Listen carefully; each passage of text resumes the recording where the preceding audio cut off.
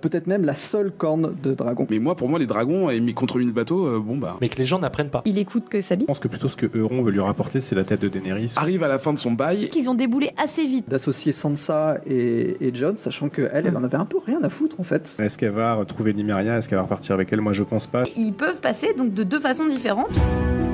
Bonjour à tous et bienvenue dans Whisperos, votre podcast hebdomadaire consacré à la série de HBO Game of Thrones ou A Song of Ice and Fire ou Le Trône de Fer pour les Français. Comme chaque semaine, nous allons passer à peu près 1h30 ensemble pour pouvoir décortiquer le fameux épisode 2 Stormborn de la saison 7 qui nous a tous fait vibrer cette semaine. Bien sûr, je ne suis pas tout seul pour animer cette émission, sinon ce serait un petit peu chiant, on va le dire comme ça. Et de droite à gauche, je vais présenter mes 4 formidables chroniqueurs, en commençant par mon ingé son favori. Bonjour, Ketrus River, comment vas-tu ? Et bonjour, ça va? Et toi? Bah ça va, je te remercie, ça va bien. À côté de toi, nous avons Lady Hello Tully, comment ça va? Ça va. Je te sens toute excitée, toute... Je sais pas, j'ai la connerie. T'as la connerie ce soir. En face de toi, nous avons Sir Marco Martel, comment vas-tu? On fait aller. Ouais. Et à côté de toi, pour finir, le non moins intéressant mais important, Eric Baratheon. Sir Eric Baratheon, comment vas-tu? Mon verre de vin va bien. Et moi aussi. Et celui qui le boit va bien aussi. Là, on va bien tous les deux. Comme je l'ai dit, nous allons passer 1h30 ensemble pour décortiquer l'épisode nommé en français Du Typhon, hein, un très bon titre, on va dire. Nope. Nous ne sommes pas d'accord avec ça. Donc voilà, 1h30. Au sommaire de cet épisode, nous allons comme d'habitude commencer par un résumé que je vais vous faire. On reviendra ensuite sur les séquences clés de l'épisode. On enchaînera avec un petit focus qui sera consacré cette semaine à la famille Greyjoy. On a eu quelques demandes là-dessus. Il y a des choses pas mal intéressantes à dire, bien que les infos soient dures à trouver, mine de rien. On enchaînera avec le Theory Crafting qui sera un poil plus light cette semaine, mais non moins intéressant que les semaines dernières. Et enfin, nous aurons un dernier tour de table pour avoir l'avis général de nos chroniqueurs sur l'épisode de cette semaine avant de nous retrouver pour la semaine prochaine. Bien sûr, on fera un dernier tour avec le courrier des lecteurs. Il y a eu une petite question sur laquelle on va s'attarder, mais nous commençons tout de suite avec l'édito d'Eric. Épisode 2, pas le nôtre, mais pour la série, et c'est le grand retour de Mélisandre, disciple de R'hllor, seigneur de la lumière, et visiblement le dieu de la téléportation. Oui, c'est écrit en tout petit sur la carte de membre quand vous rentrez dans la religion. Il suffit de regarder. Mel débarque donc à Père Dragon pour lui faire savoir, c'est Daenerys, qu'une blind date a été organisée et que son prétendant compte passer faire un coucou dans le prochain épisode. Et puis il y a les Aspics des Sables, ou les Sand Snakes, ces redoutables guerrières originaires de Dorne dont la réputation dépasse les frontières du relou. Elles vous ont emmerdé dans la saison 5 avec leur storyline bof-bof, elles vous ont fait chier dans la saison 6 avec leur coup d'état prout-prout, et là, elles vous apportent le malaise avec leur ma. Quand elles meurent une par une, sauf une, des mains du big bad guy Euron Greyjoy, là, tout le monde se lève de joie pour célébrer. Ah, Euron, le pirate glamour des 80s, se trouve aussi être le meilleur détective du monde. Répas ça, Batman. C'est lui le vrai Dark Knight. Le vrai Dark and anticonformiste Knight. Le mec est capable de retrouver Yara et Théon parmi les 100 bateaux que compose leur flotte, et de nuit. Ça, c'est, je pense que personne ne l'a encore fait à Westeros. Le mec avait exactement une chance sur 100 de tomber sur leur navire et de faire son entrée fracassante avec ce pont-levis Kraken, super pratique pour l'abordage. C'est pourtant pas compliqué de désactiver sa géologue, mais bon, il a réussi. Et puis, il est super résistant, ce Euron. Blessure à l'artère fémorale, c'est pas grave, il en a 2. Poignard dans la carotide, il est encore debout. Y a-t-il seulement un moyen de le tuer ? Je pense qu'on a une solution. Théon est parti chercher une réponse dans l'eau. Chance de survie, Gendry sur 10. Putain, l'édito le plus troll de la saison, j'en suis sûr, tu pourras faire mieux. What ? Ok. J'ai donné toute mon âme, là. Là, t'es allé fort, là, quand même. And there is only one thing we say to death. Not today. Ok, on passe tout de suite au résumé de l'épisode Stormborn. C'est moi qui m'y colle. Un petit résumé rapide, finalement, ça va être très très bon. On commence l'épisode de Dragonstone avec une Daenerys qui se la pète un tout petit peu, et on comprend pourquoi, et qui va mettre les choses au clair avec Varys en lui disant que si tu déconnes, mec, moi j'ai 3 dragons et je te fais bouffer. Et Varys qui lui répond gentiment, si je déconne, et si toi tu déconnes, pardon, bah je te dirai de front, tu déconnes, arrête. Voilà, à peu près. Ensuite, Daenerys va rencontrer Mélisandre qui enfin arrive à Dragonstone. On est tous contents, comme l'a dit Eric dans son édito. Mélisandre, qui fort de son expérience loupée avec Stannis, va lui parler de la prophétie en disant un truc du genre, alors je dis pas que, mais bon, il se pourrait bien que tu sois quelqu'un d'important. On remonte ensuite à Winterfell où Jon reçoit un message de Tyrion lui indiquant qu'il doit venir dire bonjour au dragon et surtout pas déconner pour s'agenouiller devant la future prophète de Whisperos. Whisperos, je vois à chaque épisode. Ah, tu comptes. Ensuite, on redescend à King's Landing avec Cersei qui va de son côté essayer de trouver de meilleurs alliés en tentant de soudoyer un banneret des Tyrell. Donc on rappelle un Tyrell Highgarden, le très honorable Lord Tarly avec Jaime qui va s'y prendre un petit peu mieux derrière en lui rappelant qu'il avait prêté serment aux 7 couronnes et donc au roi, enfin en tout cas là à la reine, avant d'être banneré de quelqu'un. Ensuite, on se dirige vers Vieilleville où nous revoyons enfin Sir Mormont qui apprend qu'il lui reste environ 6 mois à vivre avec sa raison, sans quoi il va devenir fou, et avec un Sam qui va commencer à prendre de l'assurance et qui va tenter de le charcuter pour le guérir. De son côté, Cersei va apprendre ce qu'est une baliste. Alors on rappelle, une baliste c'est une arbalète géante, grosso modo. Voilà, c'est le nom commun pour les gens normaux. Qui peut tenter de tuer des dragons avec. Donc on apprend qu'il y a une fabrique de balistes qui se crée à King's Landing. Retour à Dragonstone où Tyrion se la joue un peu conseiller de guerre en disant que la Khaleesi ne doit pas devenir la reine des Cendres. Il étale tout son plan pour la guerre qui va prendre environ 2 ans et demi. On se demande beaucoup pourquoi ils sont pressés pour arriver à Dragonstone. Tandis que Lady Olenna souhaite mettre un petit coup de pied dans la fourmilière en disant « Be a dragon, bitch ». Dragonstone, toujours, on apprend que Grey Worm a un faible pour Missandei. Et on est tous contents de le savoir depuis la saison 3. Donc on se demande pourquoi ça a mis autant de temps pour arriver finalement. Arya, de son côté, revoit son pote Hot Pie qui lui apprend que son cousin Jon Snow est devenu roi du Nord. Alors, elle savait tout, sauf ça. Donc, personne ne lui a dit, c'était pas dans le feed Twitter. Sur le chemin pour remonter donc à Winterfell, elle recroise son direwolf Nymeria en lui disant « Ce n'est pas toi », phrase qu'on va expliquer dans cet épisode parce que tout le monde l'a pas compris. Et à Winterfell, justement, Jon Snow prend la décision contre tout le monde de partir à Dragonstone en laissant Sansa en charge en se fâchant avec Littlefinger. Petite chose, la seule chose qui leur a fait de bien pour l'instant, c'est mettre Sansa en charge de Winterfell. Je pense que tout le monde est d'accord là-dessus. Puis on a un dernier money shot de l'épisode avec avec l'attaque surprise de Euron sur la flotte de Asha Greyjoy qui se fait capturer et Theon qui va sauver sa propre vie en se jetant à l'eau. Meilleur move de la semaine, je pense. C'est la meilleure stratégie que personne n'ait jamais appliquée. Pour défendre Theon tout de suite, effectivement, il n'avait rien d'autre à faire que se jeter à l'eau parce qu'il ne pouvait pas du tout sauver sa sœur à part mourir pour le faire. Voilà, le résumé est fait, merci, c'était super bien. Merci à la semaine. Merci pour ce résumé, voilà, c'était très résumé. On va passer engagé, j'ai l'impression. Très engagé comme résumé, je suis désolé, j'aurais dû faire plus factuel comme Lady Hello la semaine dernière. Ouais. On passe tout de suite aux séquences clés. When you play the Game of Thrones, you win or you die. Et on fait un petit point Winterfell avec Marc qui va nous parler donc des messages reçus par Jon, de Tyrion et de Samuel. Oui, alors la scène, si je me souviens bien, s'ouvre en fait sur les troupes qui se préparent déjà pour la longue nuit. Rappelez-vous que Jon en fait mobilise tout le Nord, femmes et enfants inclus. Ensuite, grâce à un Wi-Fi très performant, donc Snow prend acte de l'invitation de Daenerys. Et il faut dire que les quelques mots de Tyrion, donc la main de la reine, lui inspirent assez confiance. Oui, clairement. Oui. On rappelle les mots, c'est... alors en français, c'est compliqué. Mais... Tous les nains sont des bâtards aux yeux de leur père. Ouais, la petite phrase clé pour lui rappeler que c'est bien moi, t'inquiète pas. Voilà. Donc... de ce que je comprends, moi, c'est que tout de suite, en fait, la possibilité d'une alliance est vécue par le roi du Nord comme une chance incroyable à saisir. Vous vous rappelez un peu la situation dans laquelle ils sont, c'est un petit peu compliqué.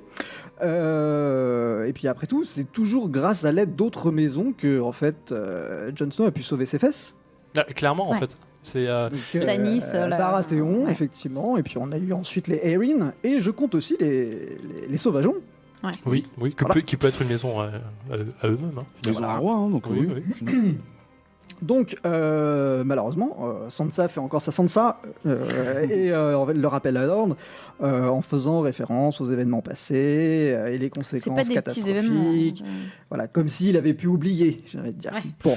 En même temps, c'est pas idiot de la part de Sansa. Enfin, elle fait un peu sa conscience, la conscience de Jon Snow là-dedans, et lui si on rappelle ce que Sansa a vécu depuis la saison 1, hein, genre elle a un prix quand même plein la gueule.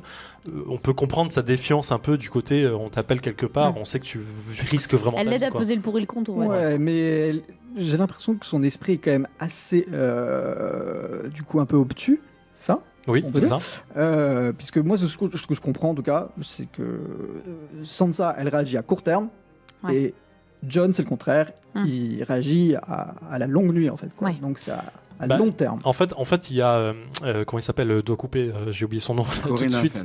Non, Onion Knight. Quoi Davos, il lui rappelle très gentiment les dragons ça crache du feu, et c'est un truc dont on a réellement besoin. Sherlock. Non, mais on a un truc dont on a vraiment besoin. Oui, Kétrus. Ouais, quand tu disais qu'il réfléchissait à long terme et Sansa à court terme, c'est surtout que Sansa elle continue à jouer dans la politique en fait des 7 couronnes, alors que Jon, lui, tout ce qu'il importe, c'est de sauver Westeros, c'est l'armée des morts. de la vraie morts, en fait. Ouais, il est très terre à terre là-dessus. L'humanité. Oui, voilà. Parce qu'au final, ils sont pas tant que ça, je veux dire, dans les personnages importants, à avoir vraiment conscience de cette menace. Il y a Samuel, il y a lui, il y a la confrérie des 100 bannières. Ouais, c'est ça. Ouais. Et voilà, basta quoi. Enfin, c'est vrai que c'est assez impressionnant que Sansa ait été dans les 2 épisodes et qu'on lui a dit dans des conversations bien directes que la menace venait des morts et qu'elle reste concentrée sur Cersei. Évidemment, elle, c'est le plus grand danger qu'elle a jamais vu dans sa vie, donc c'est ce qui la marque le plus, et c'est un peu normal qu'elle le rappelle. Mais de temps en temps, il faudrait peut-être qu'elle mette ça de côté et qu'elle se dise, bon, ben, je vais peut-être faire confiance à mon potentiel demi-frère, et il m'a jamais menti, j'espère, dans le passé. Pourquoi est-ce que cette menace serait pas prise plus au sérieux? Elle s'exprime parce que là, ils font tous un conseil, donc on sait pas si Jon il est juste là pour leur annoncer les nouvelles, ou si juste il leur dit voilà ce qui vient d'arriver, qu'est-ce que vous en pensez tous? Ok, je vous entends tous, mais voilà ma décision. Bon. Ouais, là c'est même pas le conseil, c'est une discussion juste. Mais après, ce qui est marrant dans le paradigme de la série, c'est ce qui nous plaît aussi, c'est que finalement l'aspect fantasy du monde est pas très pris au sérieux par la majorité des gens. Mais c'est un peu un syndrome logique. Ça fait, depuis que l'été est là, ce sont tous des enfants de l'été. Ils le répètent assez souvent dans la série. Ouais. Ce sont tous des personnes qui n'ont jamais vécu ça, qui n'ont jamais été confrontées aux White Walkers, et donc à cette mort quasi incarnée qui est là, quoi. Donc c'est un peu si je vais pas faire de comparaison, c'est difficile aujourd'hui dans notre monde, mais c'est comme te dire attention, il y a un truc très grave qui peut arriver, en disant mais tout le monde m'en parle depuis que je suis gamin, ça n'existe pas. Là, tu parles d'une maladie rare qui revient. Et finalement, c'est juste ça, c'est comme la peste aujourd'hui. Si demain on dit la peste va revenir, faut faire attention, on dit oui, mais c'est bon, ça fait des années que c'est pas là. Me dites pas que c'est vrai en fait. Le seul truc qui est vrai aujourd'hui, c'est la politique, et c'est ça qui fait peur. C'est vrai, c'est tout à fait vrai. Ensuite, le second email donc provient de Sam, donc de Holtown cette fois-ci, qui arrive un peu après. C'est marrant, alors qu'il est parti un épisode avant. C'est ce deuxième Raven, ce deuxième, c'est Cornell, non, le corbeau. Non, c'est le deuxième corbeau qui va vraiment confirmer Jon dans sa décision. Malheureusement, il va encore se faire bâcher par son conseil, sans ça en tête, parce qu'en fait, ce que je pense, c'est que l'absence des sauvageons au conseil, ça lui complique. Ouais, ça l'affaiblit. Ouais, ça l'affaiblit un petit peu, parce que les sauvageons, eux, ils ont été témoins de ce qui se passe, et donc ça pourrait être un appui pour lui, et malheureusement, ils ne sont plus là, et ils ne peuvent pas expliquer la situation aux autres, ces abrutis. mais c'est assez rigolo qu'il ait ces 2 messages en main. Il fait j'en ai reçu un hier qui m'a dit ça, celui-là aujourd'hui. Il y a coïncidence. C'est marrant parce qu'il présente ça comme un peu comme la providence en fait. Il dit d'un côté on dit voilà ce qu'il faut pour vaincre les gens, et de l'autre côté on me donne une invitation pour que j'y aille. C'est chance. Tout à fait. J'y aille, et avec des dragons peut-être potentiellement à la clé. Donc, on rappelle que là il a l'intention de faire une pierre deux coups, c'est-à-dire qu'il veut aller à Dragonstone pour essayer de trouver peut-être l'allié le plus puissant qui existe, et de 2 il veut faire le plein, quoi. C'est-à-dire qu'il veut rassembler énormément de dragons de glace et il le dit très bien. On va miner tout ça, on va en faire des armes, on va s'équiper et voilà, on se prépare, quoi. Finalement, le seul levier qui lui reste pour pouvoir partir, c'est de confier son pouvoir à Sansa. Donc, ça a l'air de ravir Littlefinger. Alors, oui, pourquoi oui. Eh ben ça va être compliqué. On va peut-être essayer d'en Sansa. toucher 2 mots. Mais surtout qu'il faut toujours un Stark à Winterfell et lui, c'est pas un Stark. Ouais, alors ça n'a pas été toujours le cas, mais.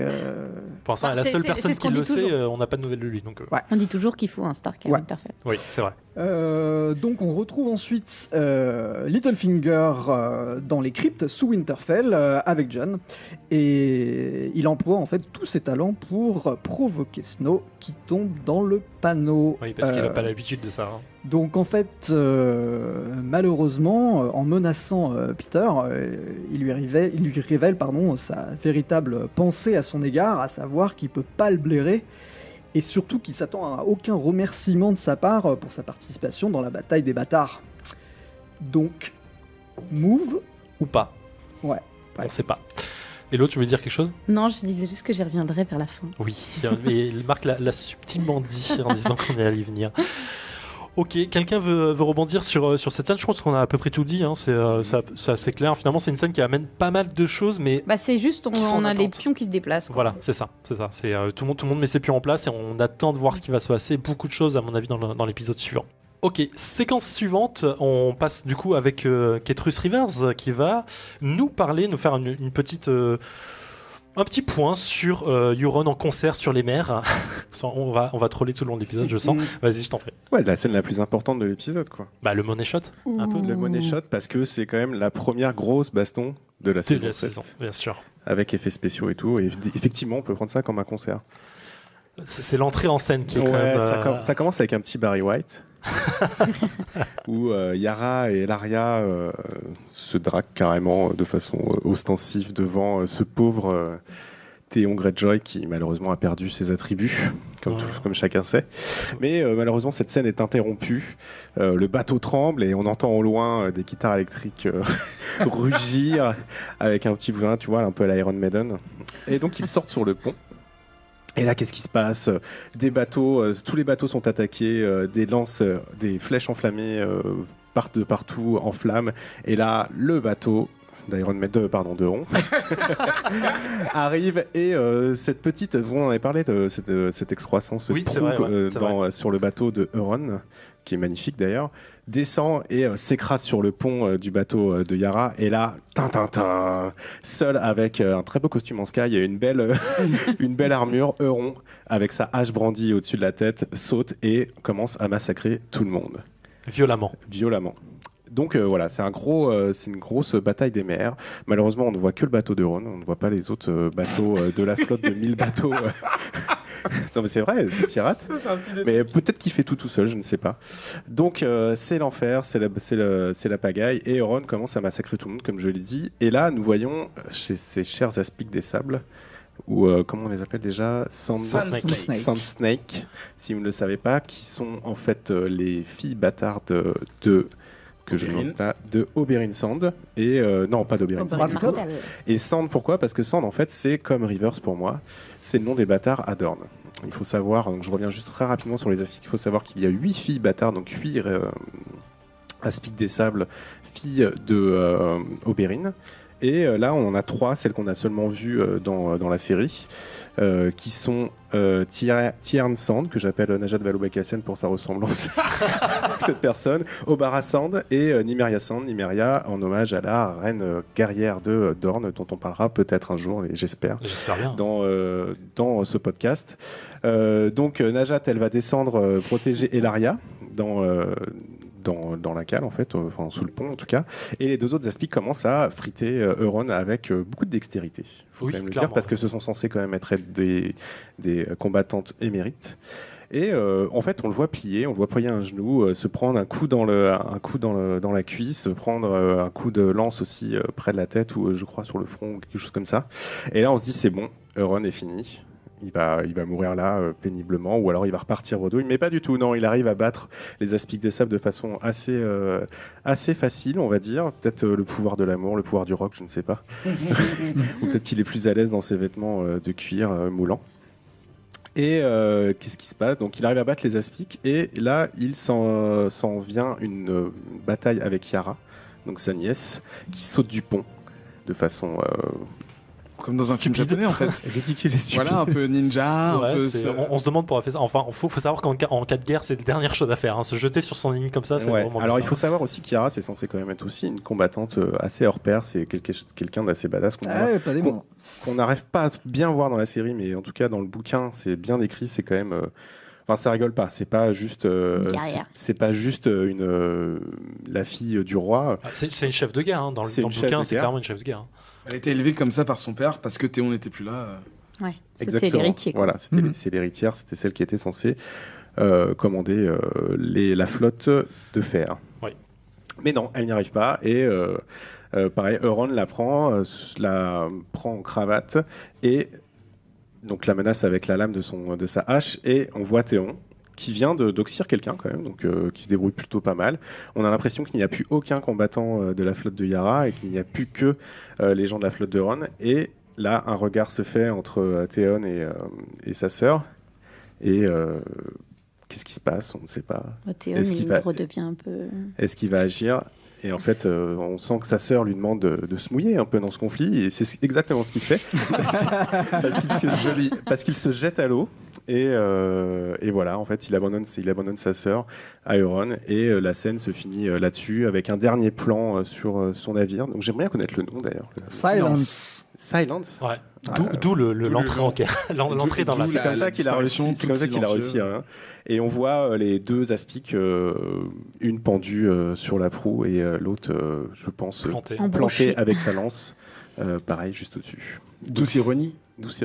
Alors, c'est une scène épique. Ça, on peut pas dire le contraire. C'est censé montrer la violence dont est capable Euron et sa détermination surtout à ramener à Circé. Alors là, maintenant, on sait. Du coup, c'est Ellaria et Yara qui lui ramènent, et non pas Théon ou malheureusement. Dragonbinder. Marco. Arrêtez. En tout cas, la corne. Beaucoup de choses à dire sur cette scène, mais malheureusement pas très positive. C'est un peu la confusion. On se demande comment la flotte d'Euron a pu ne pas être repérée par la flotte de Yara, alors qu'ils sont censés être 1000 bateaux. Et on a vu dans l'épisode précédent que c'est quand même quelque chose qui prend un petit peu de place sur la mer.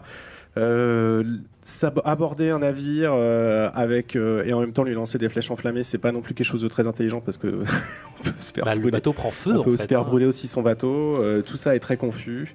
Moi, j'avoue être assez déçu par cette scène, mis à part le fait qu'on sait ce que Euron est venu chercher et sur les conséquences que ça va avoir. Mais ça, on en reparlera pendant le theory crafting. Sûrement. Ouais. Sur comment va se dérouler l'attaque de Daenerys, en tout cas des forces de Daenerys sur les 7 royaumes. Ouais. Le problème, enfin, cette scène, en fait, j'ai l'impression que toutes les scènes dans toute la série, toutes les scènes de bataille, finalement, sont un peu trop loupées, dans le sens où on montre énormément de violence, mais elle est mal fichue parce qu'un poil moins bien réalisé, j'ai l'impression, en tout cas c'est mon point de vue là-dessus. Et du coup, toute cette scène, j'avoue, moi aussi je l'ai un peu mal vécue, parce que tout est très très très brouillon en fait.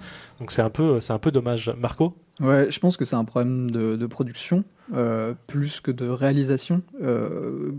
Pour ce genre de bataille, je crois que c'est ce qui coûte le plus cher, en fait, mis à part les CGI. Voilà, quoi. On comprend bien qu'en fait, ils sont peut-être 4 ou 5 sur le bateau à tout casser, quoi. Et tout est caché par de la misère, j'ai envie de dire, tous ces effets de particules partout, etc. L'obscurité aussi, simplement. Aussi. Clairement. Hello ? Eh ben moi, j'ai bien aimé cette scène. Ah, merci, enfin. Ouais, moi je l'ai pris pour ce qu'il y avait à prendre. Hein. Oui. Déjà, j'ai eu un grand plaisir de voir mourir les Aspics des Sables. Parce que, non. Je les supportais pas. Bref, donc ça m'a fait plaisir.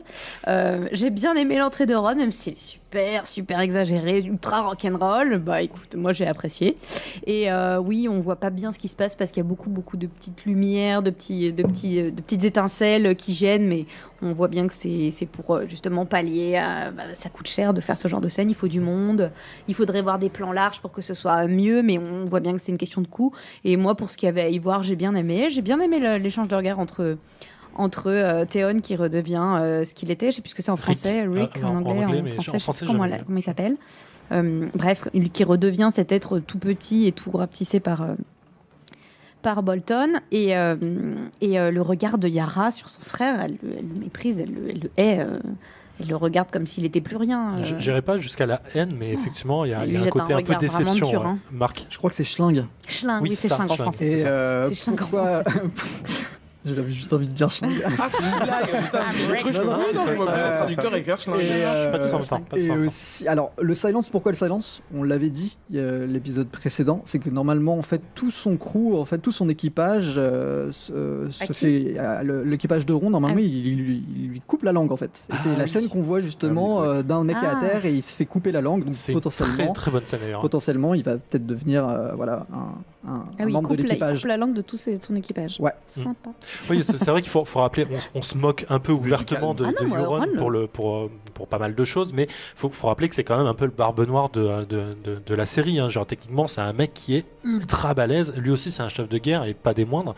Donc bon. Il est sans peur, c'est le premier qui accoste le bateau. Hein. Oui, non, mais c'est clair. Et c'est le premier à être sur le pont, c'est le premier à être à la baston et le dernier. Et dans tout le bouquin, il est vraiment décrit sur le peu de fois où on peut en parler comme ça. Oui, Ketrus. Ouais, c'est vrai que je me moque un peu, mais au final. Un des seuls capables de faire ce qu'il a fait, c'est-à-dire d'attaquer la flotte de fer, enfin en tout cas la flotte de Yara. Je sais pas si on peut la flotte de fer parce que c'est pas vraiment la flotte officielle. Pas vraiment celle-là, mais oui. Mais c'est vraiment lui en fait. Il y a que lui qui est capable d'affronter en fait cette flotte-ci. C'est clair. Et alors, je reviens un tout petit peu sur les aspects de ça, parce qu'effectivement, dans la série, elles sont, elles sont ce qu'elles maltraitées, dans le sens, en deux mots, hein, maltraitées parce que pas mis en avant correctement, alors que dans les bouquins, c'est vraiment des putains de guerrières, quoi. Je dirais, les nanas, elles sont intelligentes, elles savent se battre, elles sont gamines, parce que ce sont des enfants, enfin des adolescents, mais finalement, c'est dommage, parce que dans la série, elles ont été un peu malmenées tout du long, et elles représentent pas ce que le bouquin met en place. C'est un peu dommage, et là c'est vrai qu'on est tous un peu contents de les voir finalement se taire. Non, moi j'aimais bien ces personnages-là et ça m'embête qu'elle meure comme ça. Mais elle est pas morte. On sait pas ce qu'elle va devenir. Il n'y aura pas de surprise. Et puis on sait qu'il en reste des vivantes qu'on n'a jamais vues. Mais... Non, mais ça, je pense que c'est juste pour montrer, en fait, à la base, elles sont données dans le bouquin juste pour montrer que Dorne est une cité un peu plus libre en termes de mœurs, effectivement, et ce qui est plutôt cool d'ailleurs. Ok, quelqu'un a quelque chose encore à ajouter concernant cette scène ou pas du tout? Merci Zef. Lady Elotuli va reprendre la suite avec la scène d'ouverture de Daenerys et de Varys, et en parlant de Mélisandre derrière. Oui, parce qu'en fait, c'est deux scènes qui durent 10 minutes, dans lesquelles il y a des sous-entendus sur plein de points d'histoire qu'on n'a peut-être plus tous forcément en tête, puisqu'ils sont assez lointains. Donc, je vais refaire un petit point dessus pour justement aider un petit peu à comprendre. Donc, sur les deux scènes, celle entre Varys et Daenerys, et ensuite avec la discussion qu'elle a avec Mélisandre. Donc, je vais revenir sur la naissance de Daenerys, cette tentative d'assassinat dont elle parle avec Varys, et ensuite de la prophétie qu'elle évoque avec Mélisandre, comme si tout le monde était super au courant. Genre, en fait, on a peut-être oublié la prophétie, non, on l'a tout un petit peu oublié, cette prophétie. Donc, je vais vous faire un rapide point d'histoire sur Daenerys, pour vous rappeler vite fait son arbre généalogique. C'est la fille du roi fou, ça on le verra plus tard. C'est la fille du roi fou qui était mariée à sa sœur. Et dans l'ordre des enfants, il y a eu Rhaegar, Viserys, son grand frère, et Daenerys. Oui. Non, vas-y. Pardon. Donc Rhaegar, qui est son grand frère, qui était à l'origine de la rébellion de Robert. La rébellion qui a conduit à la fin du règne Targaryen de la famille, donc de Daenerys. À la fin de cette rébellion, quand Robert a vaincu Rhaegar, Aerys a envoyé sa femme enceinte de Daenerys et son fils Viserys sur Dragonstone, comme on disait la fois d'avant, parce que c'est là qu'on protège les héritiers. On les envoyait à un Dragonstone. Donc Daenerys est mort entre-temps, tué par comment il s'appelle, Jaime Lannister. Et donc Rhaella, la mère de Daenerys, accouche 9 mois plus tard quand même, donc ils sont quand même pépères un petit moment avant que Stannis raboule pour reprendre Dragonstone. Elle accouche et elle meurt un tout petit peu après. Donc Daenerys, elle naît à Dragonstone. Elle naît pendant une tempête, donc c'est pour ça qu'elle s'appelle Daenerys Stormborn, ou née du typhon. Elle naît pendant une tempête qui d'ailleurs a détruit tout le reste de la flotte Targaryen qui restait à l'époque. Donc grosse tempête bien vénère. Et petit parallèle avec l'épisode. C'est bien ça, sûr. avec la comment ça s'appelle, avec la flotte. Surtout au début de l'épisode, elle le dit, je suis né lors d'une tempête comme ça en fait. Oui, voilà, c'est ça. C'est Tyrion qui dit oui, c'est Tyrion. You were born in a storm like this. Voilà, il s'en souvient, lui aussi. Voilà, et quand Stannis reprend Dragonstone, Daenerys et Viserys se sont envolés pour les cités libres, et donc elle a grandi dans les cités libres, elle n'a jamais vu Westeros, elle est née à Dragonstone, mais elle y est restée très très peu de temps. Donc en fait, chez elle, ça n'a jamais été d'ailleurs, elle en parle dans la scène en disant qu'elle ne se sent pas chez elle, et que elle n'est pas vraiment chez elle ici à Dragonstone, et que vivement qu'on aille à Westeros, quoi. Donc Daenerys, qui grandit dans les cités libres, était promise à son frère, comme le voulait la tradition targaryenne, mais finalement, ce qu'on voit donc dans la saison 1 et donc dans le début de la vie de Daenerys dans la série, c'est son mariage à Khal Drogo, et c'est le moment où justement Robert veut la faire tuer parce qu'elle devient dangereuse en s'alliant justement à Khal Drogo et en devenant potentiellement la mère de son prochain fils. C'est Varys qui informe Robert grâce aux informations qu'il a par Jorah Mormont. Donc c'est Viserys qui informe Robert qu'elle s'est mariée, qu'elle va avoir un enfant et qu'elle devient un danger pour la couronne. Et c'est de ça donc que Varys discute avec Daenerys, parce que justement, alors c'est un peu étonnant dans cette scène qu'on se rende compte que ils en ont jamais parlé avant en fait. Tiens, mais au fait, toi, dans la pièce. Dis donc, on en a pas parlé, mais quand même, t'étais un petit peu à l'origine de ma tentative d'assassinat il y a un petit moment. En fait c'est vrai qu'elle est un peu mal amenée, parce qu'on se dit depuis le temps qu'ils se connaissent et que vu qu'ils se sont rencontrés, ils auraient pu en discuter, mais ouais. Il n'y a pas eu le moment, quoi. Voilà, on peut se dire que depuis, elle était pressée d'arriver à Dragonstone pour commencer son invasion, et finalement, il y a là où elle commence à se poser des questions, à se remettre en question et remettre en question le tout. Moi, ce que je comprends, c'est surtout qu'elle l'a bien utilisé, parce qu'elle avait bien besoin de lui pour pouvoir arriver sur les côtes de Westeros, et que maintenant, c'est le moment de s'expliquer. Oui, clairement, ouais. C'est pas plus mal. Ouais. Kétrus ? Ouais, et puis elle appuie vraiment. Enfin, c'est le moment où faut qu'elle s'affirme, qu'elle appuie son autorité un peu sur tout le monde, et on le voit aussi dans les autres scènes avec les Martels plus tard, dont Hello va parler. Donc, je pense que c'est vraiment le bon moment en fait pour prendre Varys entre quatre yeux, et surtout avec tout le monde autour en témoin, quoi. Oui, clairement. Et on voit d'ailleurs dans toute la scène où elle est devenue ultra fermée. Genre, elle bouge pas sa tête. Enfin, les yeux sont fixes. Il y a vraiment, on sent qu'elle commence à prendre. Un jeu de sourcils. Parfait. Elle est parfaite tout du long, quoi. Non, mais elle attend de voir ce qu'il va lui répondre, quoi. Non, mais même après, en fait, tu vois qu'elle est vraiment ultra fermée.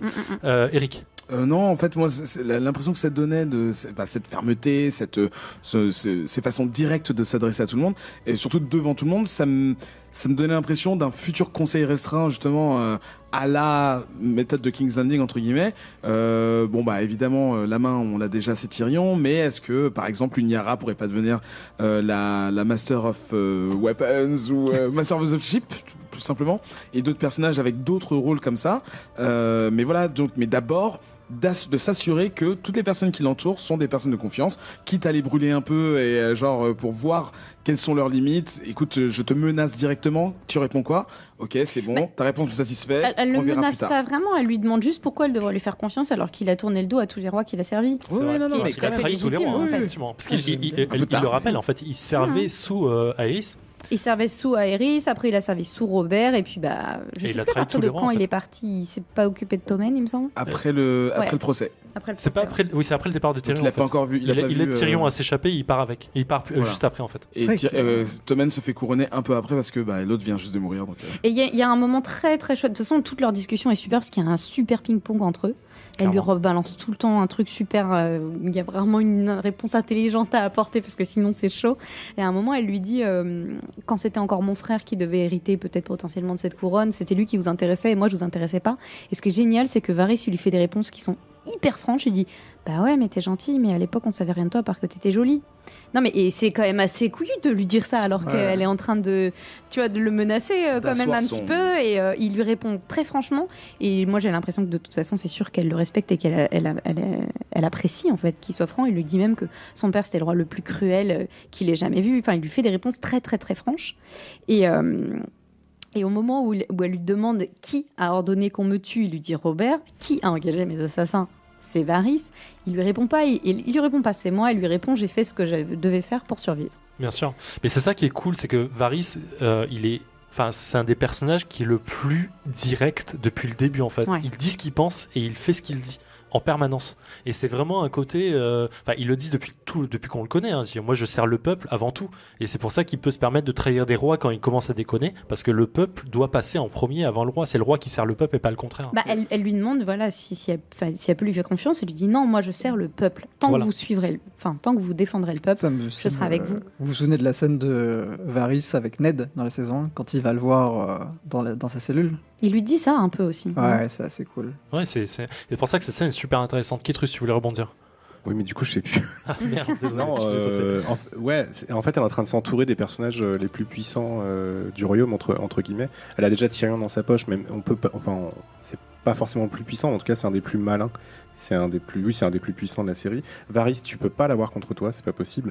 Il a trop de réseau, il a trop de puissance. Si tu vois, avoir Varys chez Cersei, c'est trop compliqué. Elle va réussir à rapatrier Jon peut-être et donc le faire allier à sa cause. Mais Lysandre arrive.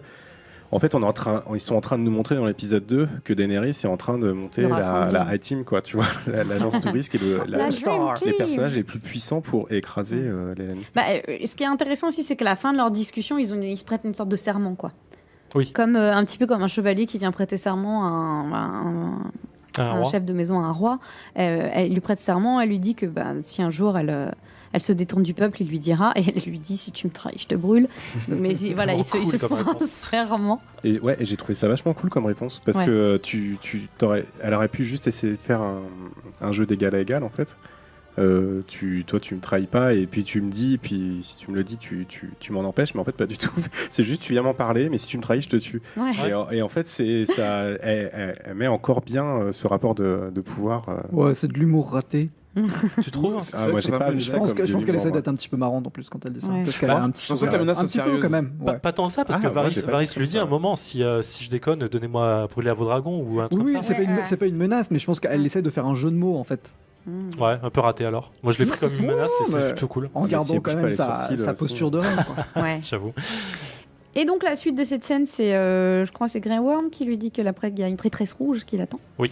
Et en fait, toute cette scène, elle raconte plein de choses puisque déjà on apprend que elle est plutôt bien accueillie parce que Daenerys, elle dit les prêtres rouges étaient là pour assurer la paix à Mérine, donc je les aime bien. Moi, je me souviens pas de ça, donc voilà. Alors c'est pas montré dans la série, mais effectivement dans le bouquin, c'est dit. Ouais. Donc on sait que Daenerys déjà à la base, elle est contente de la voir arriver, ce qui est plutôt cool. On apprend que la prêtresse rouge a été esclave. Moi, je me souviens pas de ça. Elle lui dit, je suis honorée de rencontrer la briseuse des chaînes. J'ai moi-même été une esclave brisée, marquée. Encore une fois, je le savais, je crois que dans les bouquins aussi. Dans les bouquins, oui. Quand on arrive dans le 5e bouquin, on arrive enfin aux pensées et au point de vue de Mélisandre et elle raconte sa vie. Voilà. Enfin, son enfance. Kitrus. Mais dans les bouquins, je me rappelle, il n'y avait pas une prêtresse rouge aussi quand elle était avec les Dothraki, ou elle en a pas rencontré une ou parlé. J'ai pas souvenir de ça. Sûr, la première qu'on voit dans les bouquins. Non, parce que je sais pas si tu penses à Miri Mazdour, la sage-femme qui a aidé à plus ou moins tuer Khal Drogo. Elle est juste sorcière de bas étage. C'est une sorcière, ouais. D'accord. Mais c'est pas. Elle connaît Achai, elle a appris ce truc à Achai, mais elle n'est pas prêtresse rouge. Ils le mentionnent en fait, ils en parlent dans cette scène, je trouve. Mais en fait, effectivement, les prêtres rouges sont installés dans le lore très tôt. Mais le premier qu'on voit, c'est vraiment Mélisandre. On en voit plus que ça dans les livres. Du coup, elles sont sur une petite scène d'intro. Je suis ravie de vous rencontrer parce que j'ai été esclave et puis moi, je suis plutôt encline à vous écouter puisque vous êtes une prêtresse rouge, super. Et Daenerys lui dit vous me voulez quoi, clairement. Elles ont une petite discussion sur la prophétie. Comment elle s'appelle Mélisandre lui dit la longue nuit approche, seul le prince qui fut promis peut ramener la lumière. Et là, elle hésite un petit peu à se prononcer. Est-ce que ce prince qui fut promis, c'est Jon? Est-ce que c'est Daenerys? Bon, elle n'a pas eu que des bonnes expériences dans le passé avec Stannis, par exemple. Donc, elle est un peu plus prudente aujourd'hui. Et donc, elle lui dit, c'est pas forcément elle dans cette prophétie, mais qu'en tout cas, elle a un rôle à jouer. Elle se mouille pas trop.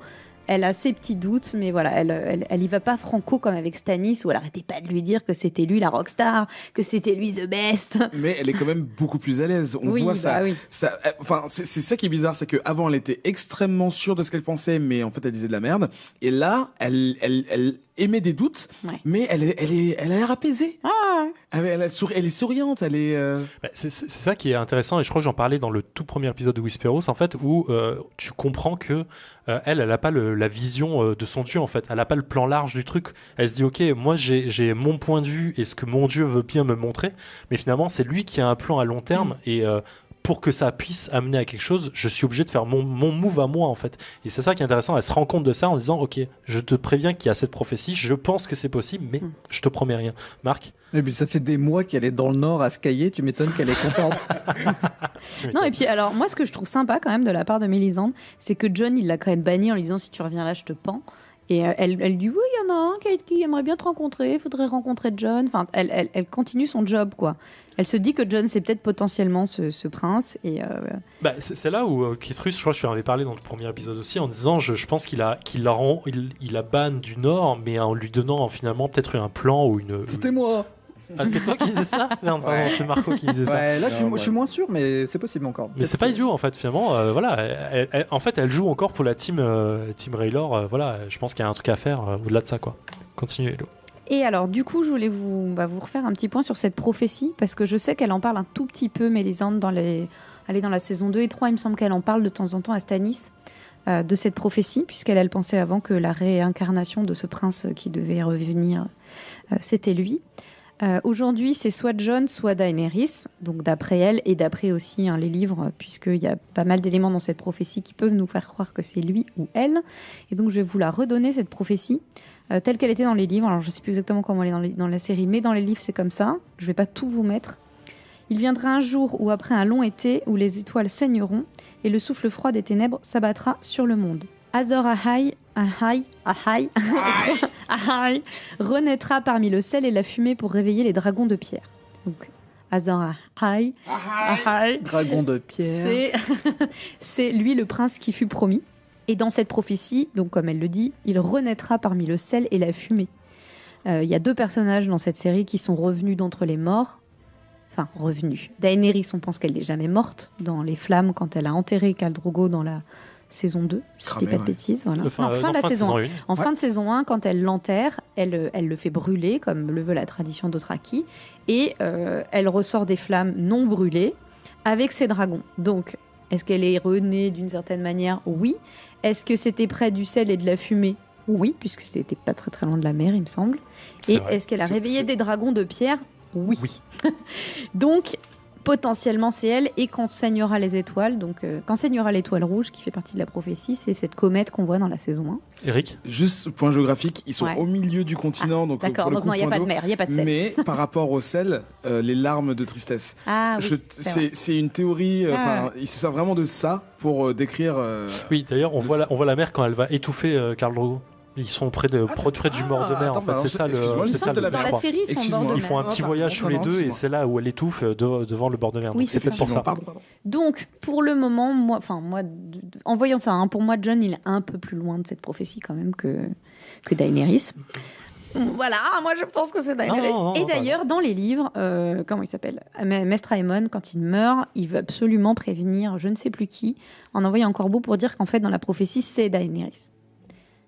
Ah, je me souviens pas de ça. Donc il y a ça dans les bouquins. Pour moi, on est déjà en train de faire du théorie crafting. Excusez-moi. Je voulais juste faire un petit rappel de la prophétie. Et donc plusieurs personnes l'interprètent de façon différente, cette prophétie. Il y a Mélisandre, il y a d'autres prêtres rouges, il y a Aemon Targaryen. Tout le monde la connaît, cette prophétie. Elle est plus ou moins connue. Hein. Tu voulais dire, Ketrus? Tu voulais réagir, Ketrus? Non, je veux dire, le coup de Miss Andy qui la corrige sur la traduction et qui dit ça peut être prince ou princesse, c'est encore un signe que c'est Daenerys. Quoi. Oui, enfin, pour moi, clairement. Il n'y a plus de doute. Et cette prophétie, donc pour terminer, pourquoi est-ce qu'elle aurait pu concerner Stannis?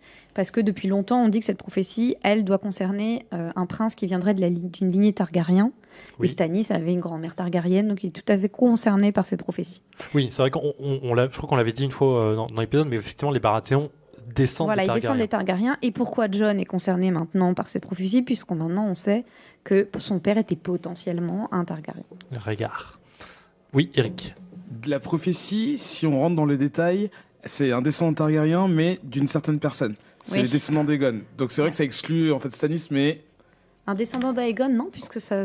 Pas d'Aegon, mais Aegon, en fait, le 4 ou le 5. Mais un Oui, Aegon qui on va pas rentrer dans la lignée Targaryen. Voilà, je voulais juste revenir sur la prophétie, parce qu'effectivement, elle l'évoque toutes les deux comme si tout le monde était au courant, parce qu'effectivement, là-bas, à Westeros, tout le monde connaît cette prophétie. Et même en Ashaï, tout le monde connaît cette prophétie. Nous, on l'avait un peu oublié, puisqu'il nous en parle dans la saison 2.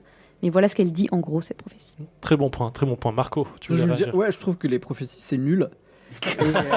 Ouais, d'accord. Et que, en fait, c'est très souvent un moyen un peu détourné de surprendre le lecteur, en fait, ou là le téléspectateur. Donc on s'attend à quelque chose, finalement, ah non, ça se passe autrement, ou alors on se joue de nous, tu vois, c'est un peu comme avec Cersei, si mal amené, quoi. Bah, c'est juste que pour moi, ça reste un fil rouge, mais c'est quelque chose de... C'est pas ce qui m'intéresse, en tout cas, quoi. D'accord, ok.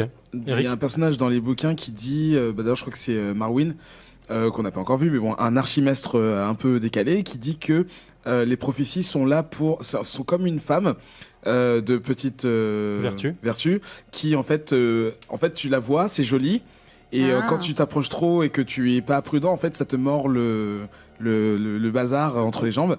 Et ça s'en va en courant. Donc en gros, c'est ce qui s'est passé avec Stannis. Ouais, hein. voilà, Ça l'a bien mordu, Stannis. Hein. Oui, on va dire ça. Il en a perdu la tête.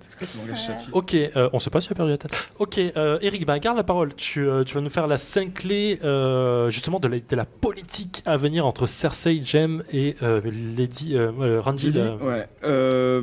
Alors, Cersei, j'appelais ça Cersei Community Manager de cette couronne. Dans sa scène, effectivement, Cersei Lannister rassemble les seigneurs du Bief, donc les Bief en anglais c'est The Reach, c'est cette région très prolifique en termes d'agriculture et donc, on en a parlé dans les saisons précédentes, nourrit le royaume, enfin tout le royaume. Et la livrée arrive, donc c'est chaud. Et donc Cersei essaye d'unir donc tous ces seigneurs face à l'arrivée imminente de Daenerys Targaryen. Et elle rappelle que Daenerys n'arrive pas seule, elle arrive avec une armée d'Immaculés, une horde de Dothraki, un Tyrion Lannister, parce que ça je pense que c'est la plus grosse arme, et naturellement 3 dragons adultes. Elle rappelle que Cersei est la reine et donc la protectrice du royaume, ce qui est super ironique quand on sait tout ce qu'elle a pu lui faire comme coup, comme sale coup. Et dans son discours, Cersei décrit Daenerys comme un envahisseur qui a pour but de tout raser sur son passage. D'ailleurs, j'ai vu la scène qu'une fois et demie, mais il me semble qu'elle ne donne pas du tout son nom et qu'elle appelle juste en référence à son père, dont tu as fait le portrait juste avant, Aerys II, le roi fou. Et moi, je voudrais revenir sur un point qui est très peu évoqué dans les bouquins et quasiment pas évoqué dans la série, c'est le sentiment des habitants de Westeros concernant les Targaryens.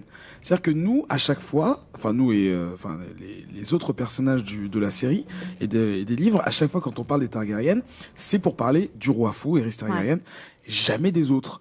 Il y a certains personnages qui vont faire des parallèles pour la sagesse d'un tel ou les conseils de guerre d'un autre, mais rarement, les Targaryens, on les aimait bien, on les aimait pas.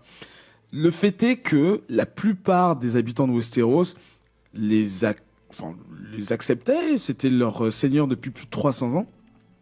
Mais en fait, en réalité, pour moi, c'était plus de la peur qui était mise en avant avec les dragons. Donc naturellement, les dragons n'existaient plus dans les dernières années.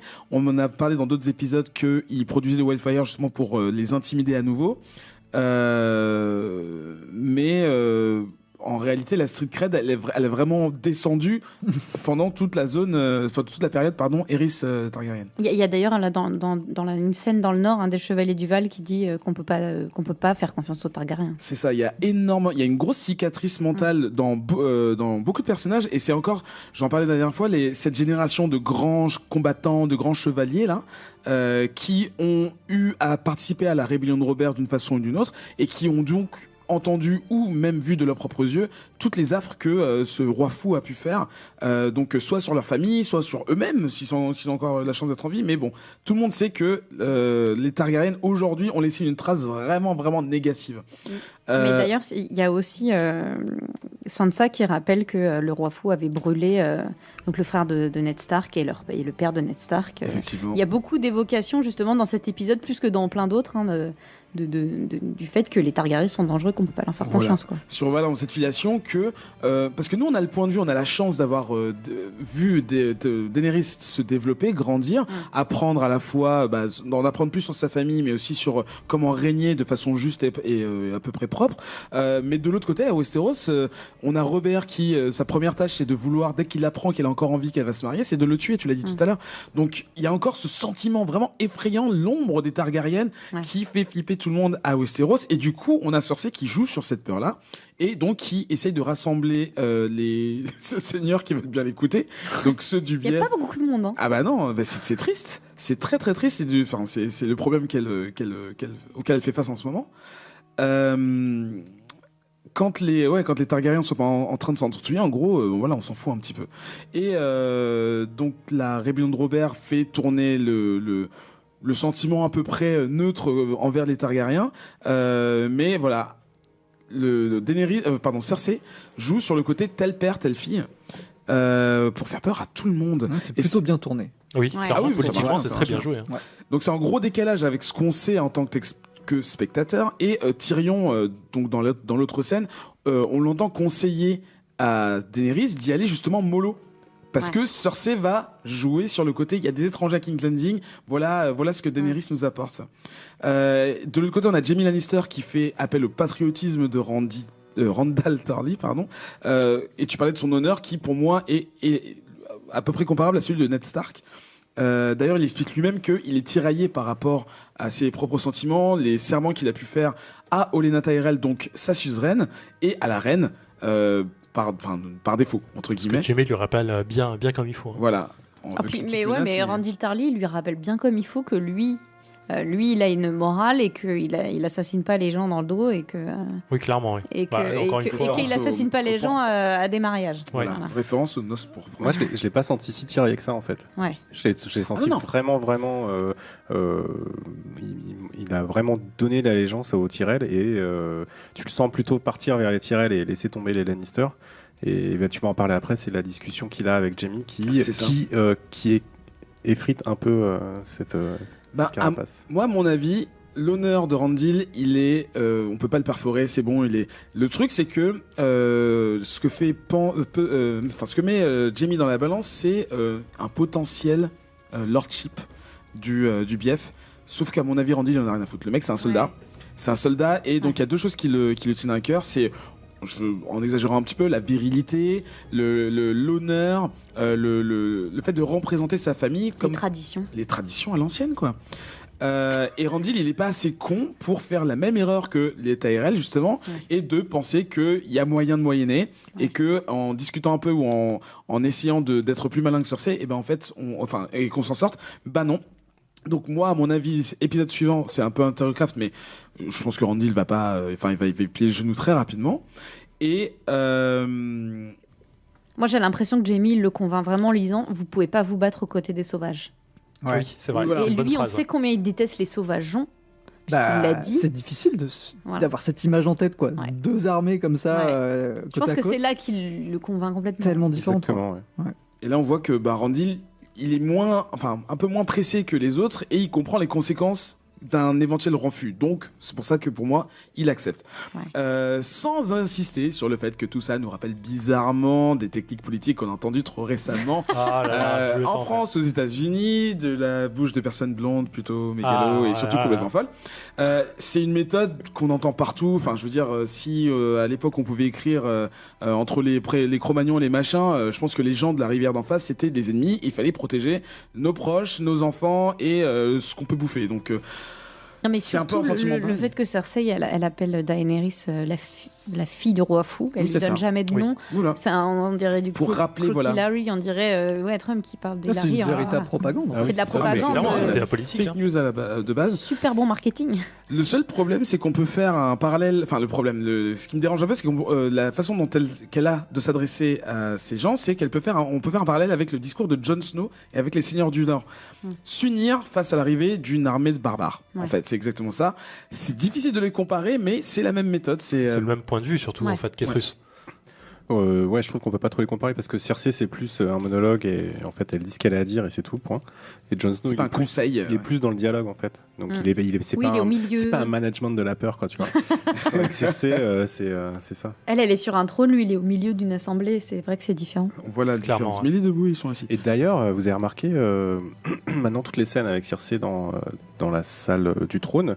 Il y a toujours une quarantaine de soldats en permanence qui entourent les invités, alors qu'avant on n'avait pas ça. Ouais, elle est à devenue Kingsland. un poil parano. Alors juste pour finir les deux derniers petits points, dans les deux cas, donc avec Jon Snow et Cersei, il y a une menace bien réelle. Pour Cersei, c'est de perdre son trône, parce que Mégalo, moi. Et pour Jon Snow, c'est que tout Westeros perde son âme. Donc ça, c'est un peu... Enfin, c'est vraiment les deux points de vue différents. Mais par contre, on voit bien que Cersei sort ses griffes pour convaincre un public hostile, mais c'est que le début. Je pense pas que ce soit sa dernière arme. À mon avis, elle doit. Enfin, on a bien vu le carquois magique là. Un baliste. Mais enfin, on sait qu'elle a plus d'un tour dans son sac. Qyburn, c'est aussi un conseiller en termes de négociation et de peut-être un peu plus autour de guerre. On verra ce qu'il peut lui apporter comme aide.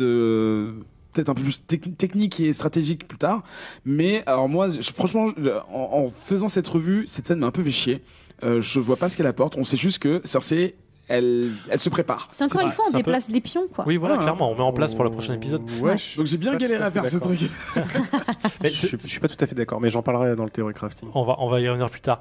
On va faire un rappel des dernières scènes dont on n'a pas évoqué ici. Est-ce qu'on parle rapidement de Arya qui rencontre son direwolf? Qui veut expliquer la phrase mystérieuse d'Arya? Ce n'est pas toi. Moi, je veux bien. Vas-y, Kétrus. Alors, juste pour... Enfin, on remet pas la scène en place, juste explique ce petit point de détail. Oui, en fait, quand elle propose à Nymeria de la rejoindre à Winterfell. D'ailleurs, c'est intéressant que d'un seul coup, elle reparte à Winterfell, mais bon, bref, c'est un autre débat. Donc, elle dit à Nymeria, non, mais ce n'est pas toi. Et donc, on se dit tous, bah bon, c'est pas le loup de Nymeria. Et en fait, ça fait référence à ce que lui avait dit... Son père, quand il lui a dit, c'est dans la saison 1, bah oui, forcément, c'est un qu'après il est mort. Il lui dit, tu vas marier un grand lord et tu vas diriger son château et tes enfants seront des chevaliers et des princesses et des princes et des lords. Et elle, en fait, elle répond, no, that's not me. Et en fait, c'est ça qu'elle veut dire par là à Nymeria, c'est que non, en fait, c'est plus toi, ce n'est pas toi d'aller à Winterfell, maintenant tu as une autre vie, tu as ta horde et tout ça. D'accord, donc c'est juste un rappel en fait. Oui, c'est parce qu'en fait, les loups, ils sont très proches de chacun de leurs maîtres, et en fait, ils ont des destins un peu parallèles, et du coup, la Nymeria, elle est un peu comme Arya, elle a fait sa vie de son côté, elle a réuni sa team, elle vit sa vie.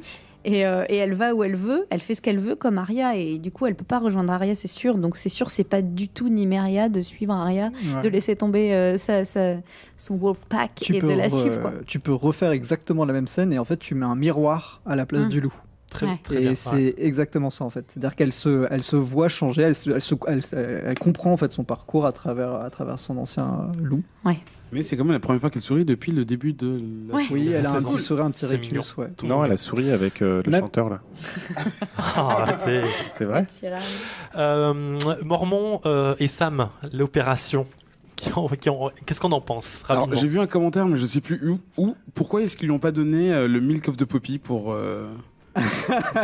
calmer ces trucs, mais juste 3 gorgées de rhum, ça va faire l'affaire. Peut-être qu'il n'a pas accès, comme il n'a pas accès à la bibliothèque mystérieuse, il n'a pas accès aux potions. C'est l'étagère tout en haut là. Voilà, mais si, ça se trouve c'est ça, tout simplement. Mais ça. Il faut ça, une chaîne pour pouvoir donner le lait de pavot. Moi j'adore cette scène parce que cette scène avec Sam, elle démarre sur une comment ça s'appelle, une transition rigolote, puisqu'on vient de voir Grey Worm et comment elle s'appelle, Missandei qui ont leur petite scène de cul, et la scène commence par donc Sam qui rentre sa main dans la fente d'un livre, donc c'est très imagé, et ensuite ça se termine par encore cette transition qui est drôle, vraiment drôle, où on passe de cette espèce de croûte à d'un seul coup comme s'il y avait 12 000 litres de pu et que quelqu'un va se le mettre à la bouche. Donc moi j'ai adoré. Ah, on a éclaté de rire. Ouais, on était tous les 5, très comique, c'était voulu. Ouais, j'étais là. Et pour en revenir à Jorah Mormont, alors il y a HBO qui a release aujourd'hui la lettre qu'il était en train d'écrire à Khaleesi. Ah oui, c'est une petite lettre d'amour. Il était en train de lui dire qu'il avait tout essayé, mais qu'il n'y était pas arrivé à se soigner et qu'il l'avait aimé depuis le jour où il l'avait vu. Voilà la petite lettre qu'il est en train de lui écrire, qui n'est pas partie. Finalement. T'imagines sa surprise si elle avait lu ça. Mais on se demande comment il va lui enlever toutes ses croûtes parce qu'il en a quand même pas mal. Pourquoi vous l'avez pas fait ça quand il avait juste un peu sur la main? Non mais comme il disait, c'est très dangereux et surtout ça permet de répandre la maladie très rapidement. Est-ce qu'il va le soigner? On ne sait pas. On verra bien. On théorycraft pas là-dessus. Rapidement, on parle de la scène de sexe entre Grey Worm, Vergris et Miss Sunday. Non, on s'en fout. Ok, on passe. Pas bon. Non, tu vas en parler? Non. D'accord. Un mot, fermeté. Oh là là. Pardon. Non, ce sera sûrement pas coupé au montage. On va passer à la séquence suivante. On va faire un petit focus.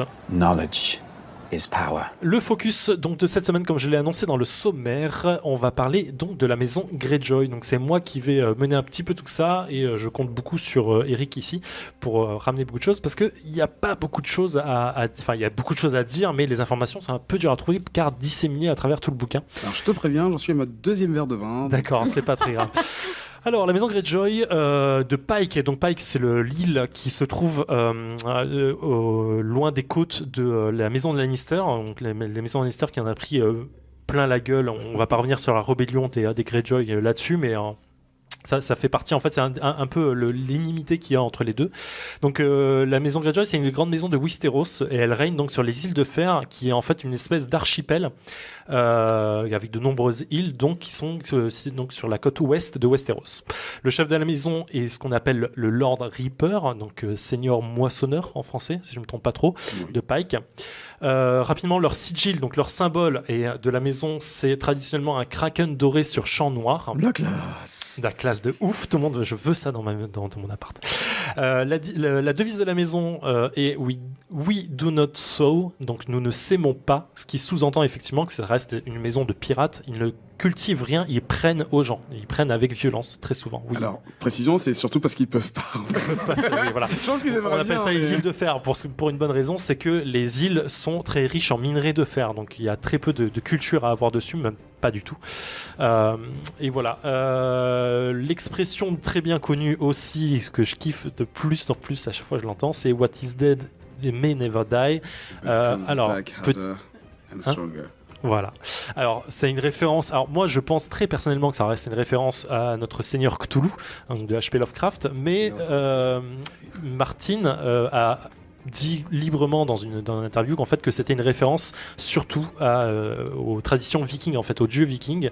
Il fait une référence, alors j'ai plus le nom en tête de quel héros viking qui meurt, et lorsqu'il meurt en fait il est amené au festin en fait dans la salle noyée où il festoie en fait tout le reste de sa vie. Donc quand il le meurt en fait finalement il ne meurt pas vraiment, c'est un peu comme une référence au Valhalla, il part en fait dans un autre paradis et il vit sa vie là-bas directement. Donc à voir. Moi je pense vraiment qu'il y a une réelle référence à Cthulhu, mais pourquoi pas.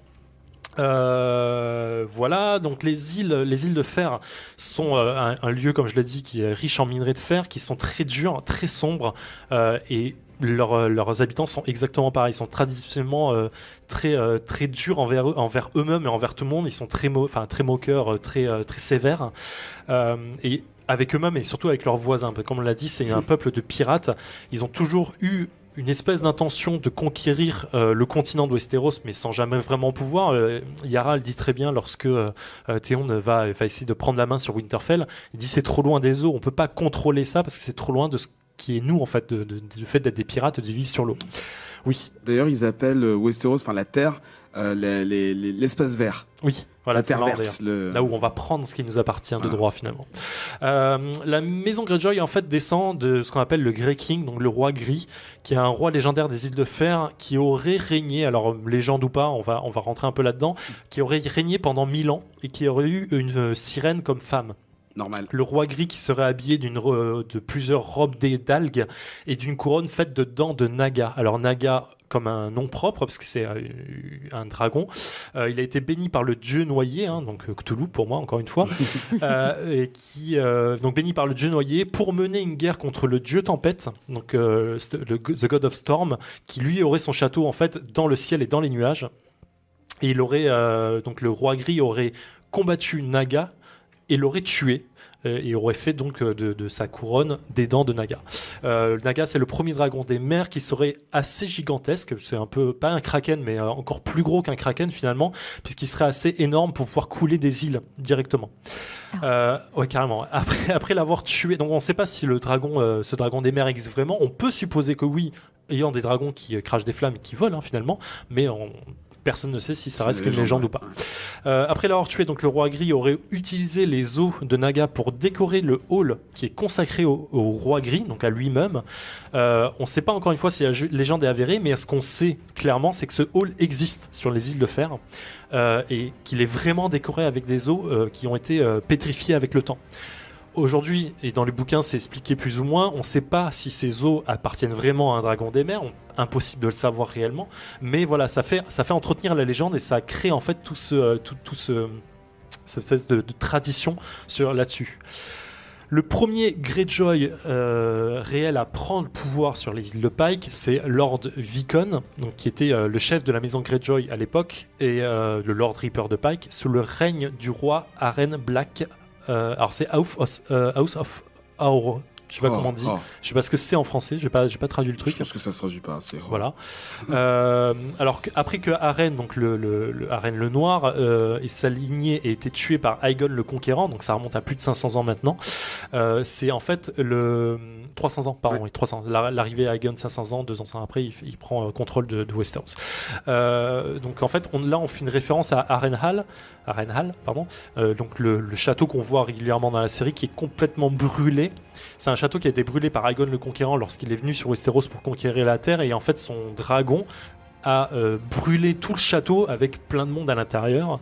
Et en l'occurrence, à ce moment-là, il y avait le dirigeant de l'époque de Pike, dont j'ai pas le nom ici, mais voilà, les habitants des Ferney vivaient à cette époque-là sur Westeros et ont été renvoyés par Aegon en disant ok, vous dégagez des Riverlands, vous retournez sur vos îles de merde, et toi, le Vicon, si tu as envie d'être le chef de tout ça, tu peux l'être, mais tu n'es pas roi, tu es juste un lord parmi les lords, mais tu n'es pas roi de Westeros. Micro-précision, donc en fait les Riverlands qui existent aujourd'hui, donc gérés par les Tully machin, effectivement en fait c'était une seule et même région avec les îles de Fer. Voilà. Et quand il a renvoyé donc tous les petits lords, en fait Greyjoy c'était un parmi plein d'autres, il y avait 3 ou 4 familles, et du coup ils ont dit bon décidez entre vous qui sera le Lord, et donc c'est bien Greyjoy qui était choisi en premier. Et donc en échange de leur allégeance à Aegon, donc Aegon a autorisé les îles de Fer à choisir un nouveau leader, donc ils ont choisi Vicon Greyjoy,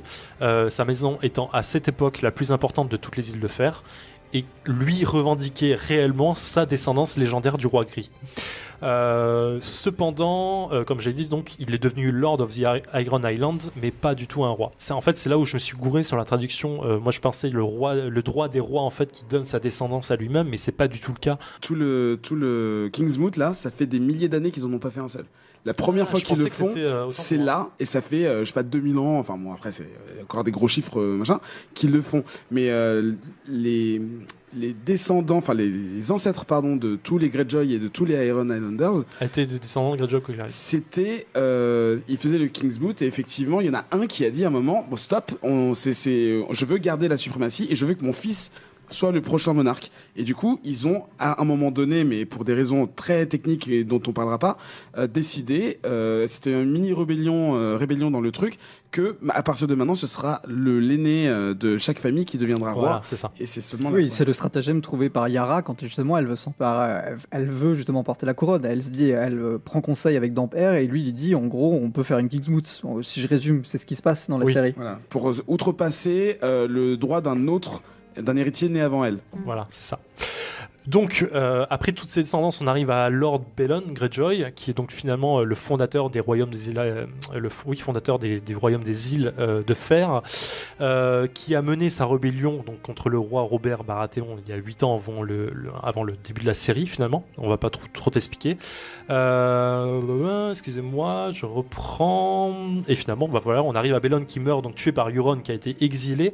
Alors c'est là où il y a une différence, et là je vais appeler Marco Martel à la barre. Oui. Entre la différence entre la série, tu l'as rappelé sur l'épisode d'avant.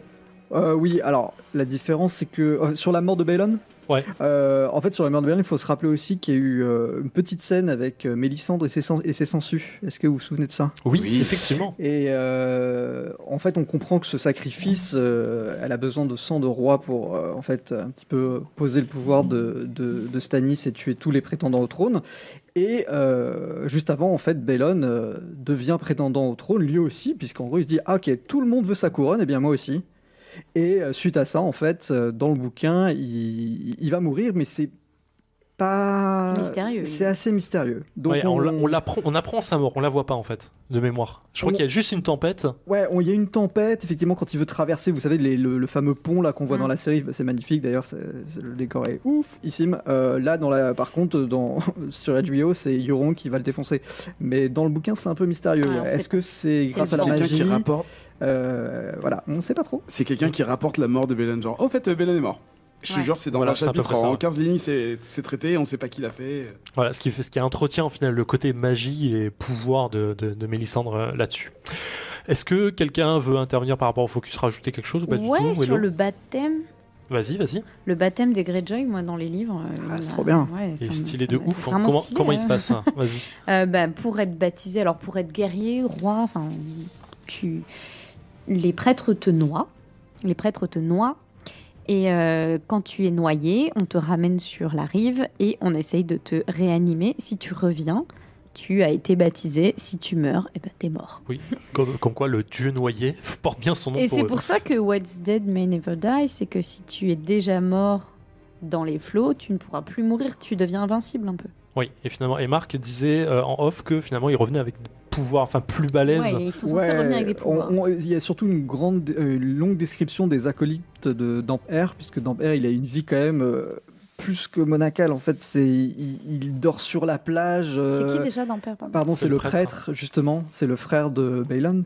Il dort sur la plage, à même le sable, avec en gros du bois flotté, etc. Ouais. Enfin, c'est vraiment très particulier. Et il est toujours entouré de deux personnages qui, on le sait, ont été noyés et qui sont décrits comme un peu des forces de la nature, mais qui ont je sais pas, ils ont l'air un peu asservis. Enfin, c'est assez bizarre. En tout cas, ils ont tous eu le cerveau qui a manqué d'oxygène pendant un certain temps. Il y a peut-être de ça. Ils sont devenus malades. Il y a peut-être de ça. Mais d'ailleurs, dans la série, on a le baptême de Ron juste après. Oui, juste après son couronnement, il le baptise. Effectivement. Sauf qu'ils essaient pas de le ranimer, c'est ça que je trouve très bizarre, mais bon. Oui, c'est vrai, il le pose en attendant de voir s'il va tousser sa flotte et s'il va revenir. Il y a peut-être un côté moins choquant sur la scène en elle-même. Eric, juste très rapidement, tu voulais parler de la voix antique ou pas ? Vas-y. L'antique voix, c'est donc toute la culture pirate, vraiment qu'on peut associer et qui n'existe pas ailleurs dans Westeros. On n'a rien, on va chercher chez les autres, et c'est la seule façon d'obtenir des choses. On se rappelle de la scène de Balon Greyjoy qui reçoit son fils exilé depuis 8 ans et qui lui dit mais t'es habillé comme une pute, tu l'as volé au moins, tu t'as mérité ça. Voilà, chez eux ils s'habillent avec les choses et les bijoux des autres, mais pas on les confectionne pas et on les achète pas. On les vole.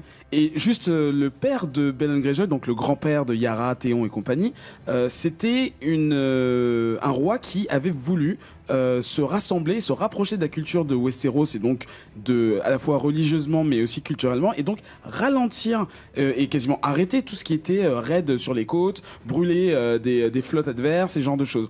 Ce monsieur s'est dit on va arrêter, on va essayer de rentrer dans les rangs et voilà, on va peut-être profiter et jouir d'une vie un peu meilleure qui sera moins rude, quoi. Sauf que son fils, Balon Greyjoy, a dit non, il faut qu'on garde cette culture-là, et donc voilà, c'est pour ça. Il avait même essayé d'amener la culture des Sept, en fait, la religion des Sept sur les îles. Il est tellement loin Quellan, il a voulu amener un septon sur l'île, alors que eux, ils n'ont qu'une seule religion, c'est la religion du doigt noyé. Oh là là, Dieu noyé. qui prédomine et c'est impénétrable. Il y a pas de. Marc. Ouais, et j'ajoute aussi, souvenez-vous au début de la première saison, en fait, Théon est hyper dragueur, beau gosse, etc. Il parle tout le temps des nanas, etc. Et qui, lui, en fait, il envisage en fait son avenir avec une femme dans chaque port, en fait, comme les Greyjoy. Et c'est un pendant de la culture aussi des ferrés, puisque eux, en fait, leur idée, c'est qu'ils vont dans un port et puis quand il faut attaquer, ils attaquent et puis ils vont prendre une femme des sels, c'est ça, femme de sel. Femme de sel. C'est bon. Oui, je crois qu'il y en a un. Alors, j'ai plus le nom de la personne, mais je crois qu'il y en a un qui revendique 16 ou 17 enfants avec 4 femmes différentes. C'est Euron, par exemple. Ouais.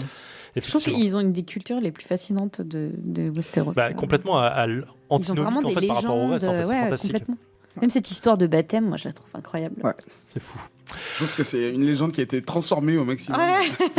Ok, voilà donc pour le focus. N'hésitez pas à nous faire part de vos demandes de focus ou ce genre de choses si vous voulez qu'on approfondisse des points très précis en allant sur iTunes directement, en mettant un petit commentaire à 5 étoiles avec votre idée de focus. On sera plus que ravis de revenir là-dessus.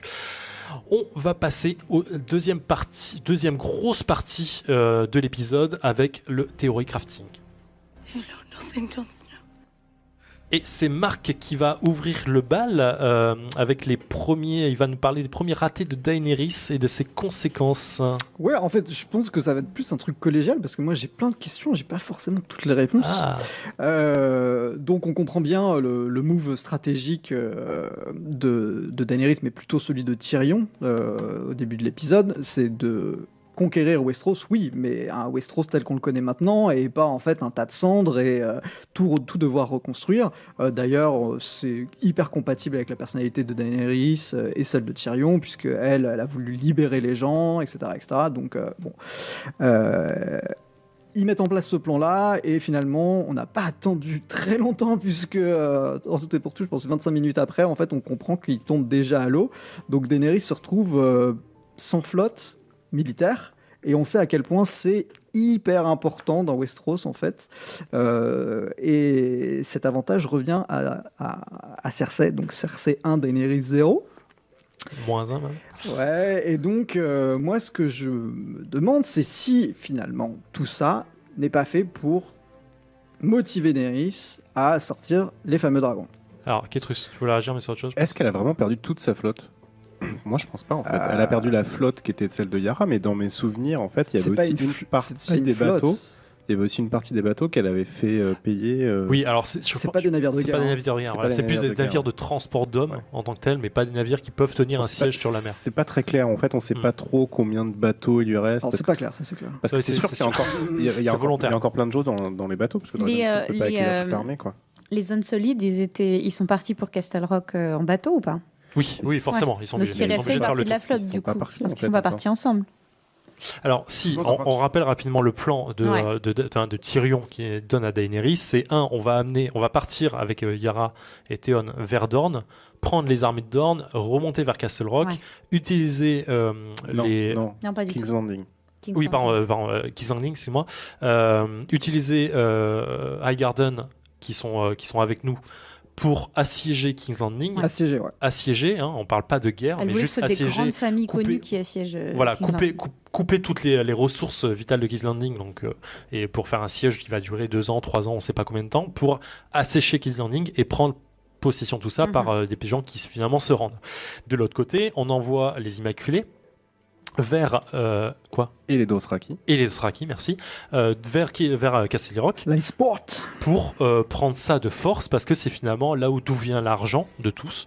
Et je pense que Tyrion est aussi content de pouvoir aller chez lui, taper sur les gens. Il veut récupérer son petit bout de caillou. Voilà. Oui, et puis c'est un peu couper la retraite aussi des Lannister, puisque c'est par habitude, c'est ce qu'ils font d'ailleurs, c'est ce que Tywin fait. Effectivement. Petit détail de Tyrion, pardon, il y a trop de T, Lannister, par rapport à ce qu'il sait dans les bouquins, il me semble que c'est évoqué dans la série aussi. Tyrion s'est occupé pendant des années de tout ce qui est évacuation d'eau. Ah oui, des égouts de Castle Rock. Ce mec connaît la ville comme sa poche. Non seulement je crois qu'il y a grandi, mais surtout il s'est occupé de tout le réseau de tunnels. Qu'est-ce qui se passe dans les tunnels dans Game of Thrones? Il se passe tout. Il y a des ombres, enfin des bébés ombres qui sortent. Il y a des Arya qui se cachent en écoutant des conversations secrètes, ce genre de choses. À mon avis, c'est pas pour rien qu'il envoie là-bas. Bon, effectivement, c'est le fort entre guillemets des Lannister, mais je pense qu'il y a une façon de s'infiltrer. Moi, je suis assez d'accord pour dire que le fait qu'elle perde sa flotte, ce soit vraiment la motivation pour qu'elle sorte ses dragons, sachant que la dernière scène où on voit Daenerys dans la série, c'est quand elle parle avec Olenna et quand elle lui dit Be a Dragon. Ouais. Ketrus? Ouais, moi je suis pas convaincu qu'il passe par la mer en fait. Pour atteindre Casterly Rock.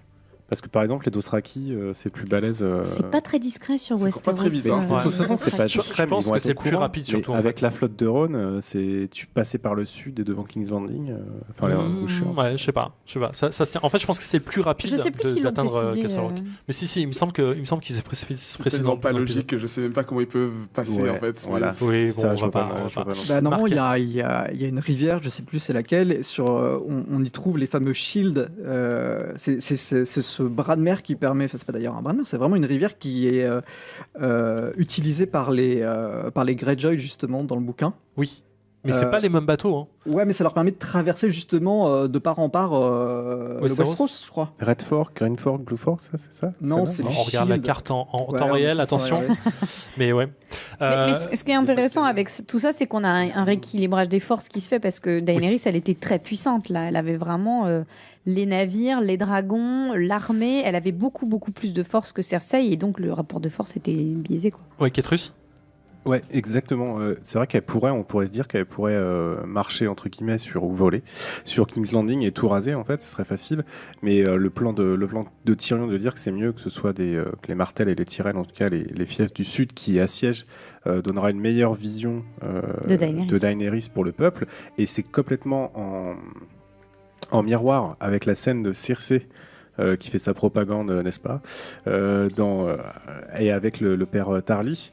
Donc en fait, c'est assez rigolo. C'est peut-être pas très fin de l'avoir fait dans le même épisode, mais en tout cas, on voit que c'est un bon plan de faire ce genre de choses. Et justement, le fait que Euron aille capturer...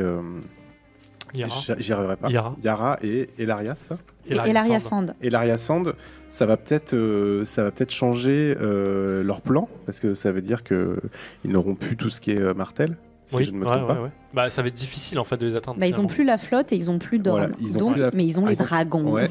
Et surtout, est-ce que Tarly, que va faire Tarly en fait? Clairement. Bah, ça va être le penchant du truc, parce que finalement, Dorne, là, on va l'oublier complètement dans la série. Il n'y a plus personne qui règne là-bas maintenant. Ouais. Donc finalement, voilà, on oublie, jusqu'à la fin de la série, on les verra plus. Est-ce qu'il reste pas une trahison pour Dany?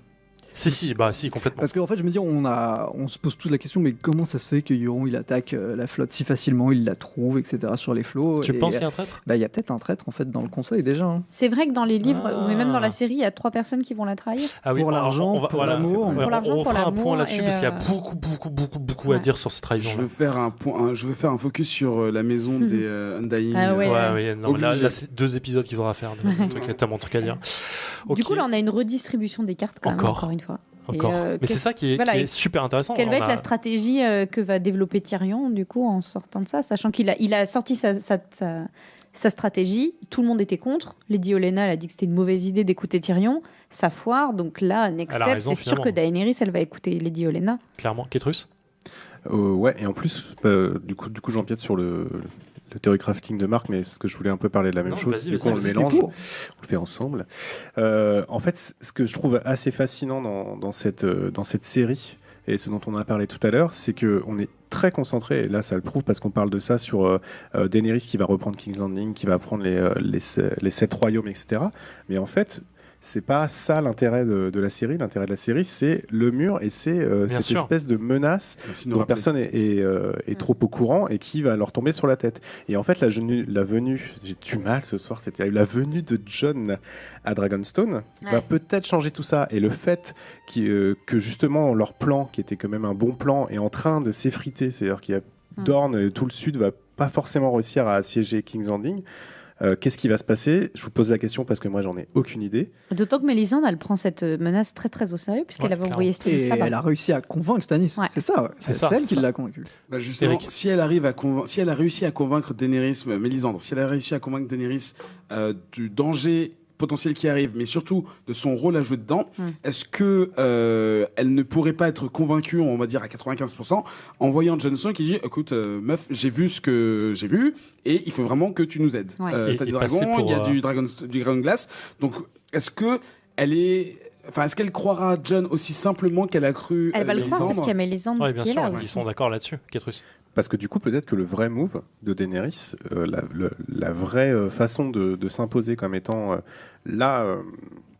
la reine des 7 royaumes, c'est peut-être d'aller au nord, d'aider à défaire cette armée des morts et de revenir victorieuse. Non, mais pour ça, il faudrait faire un peu de com et que tout le monde soit au courant qu'il y a l'armée des morts. Le Cormail. C'est exactement ça. Ce dont j'ai peur, c'est qu'elle sauve le royaume, mais que personne ne le sache. Mais ça n'avait pas marché avec Stannis. Ça n'avait pas marché parce que, en fait, elle est tellement en position de force que j'imagine pas qu'elle prenne un front qui n'intéresse personne en fait. Elle a envie de réunifier le royaume. Si, parce qu'elle veut protéger le peuple.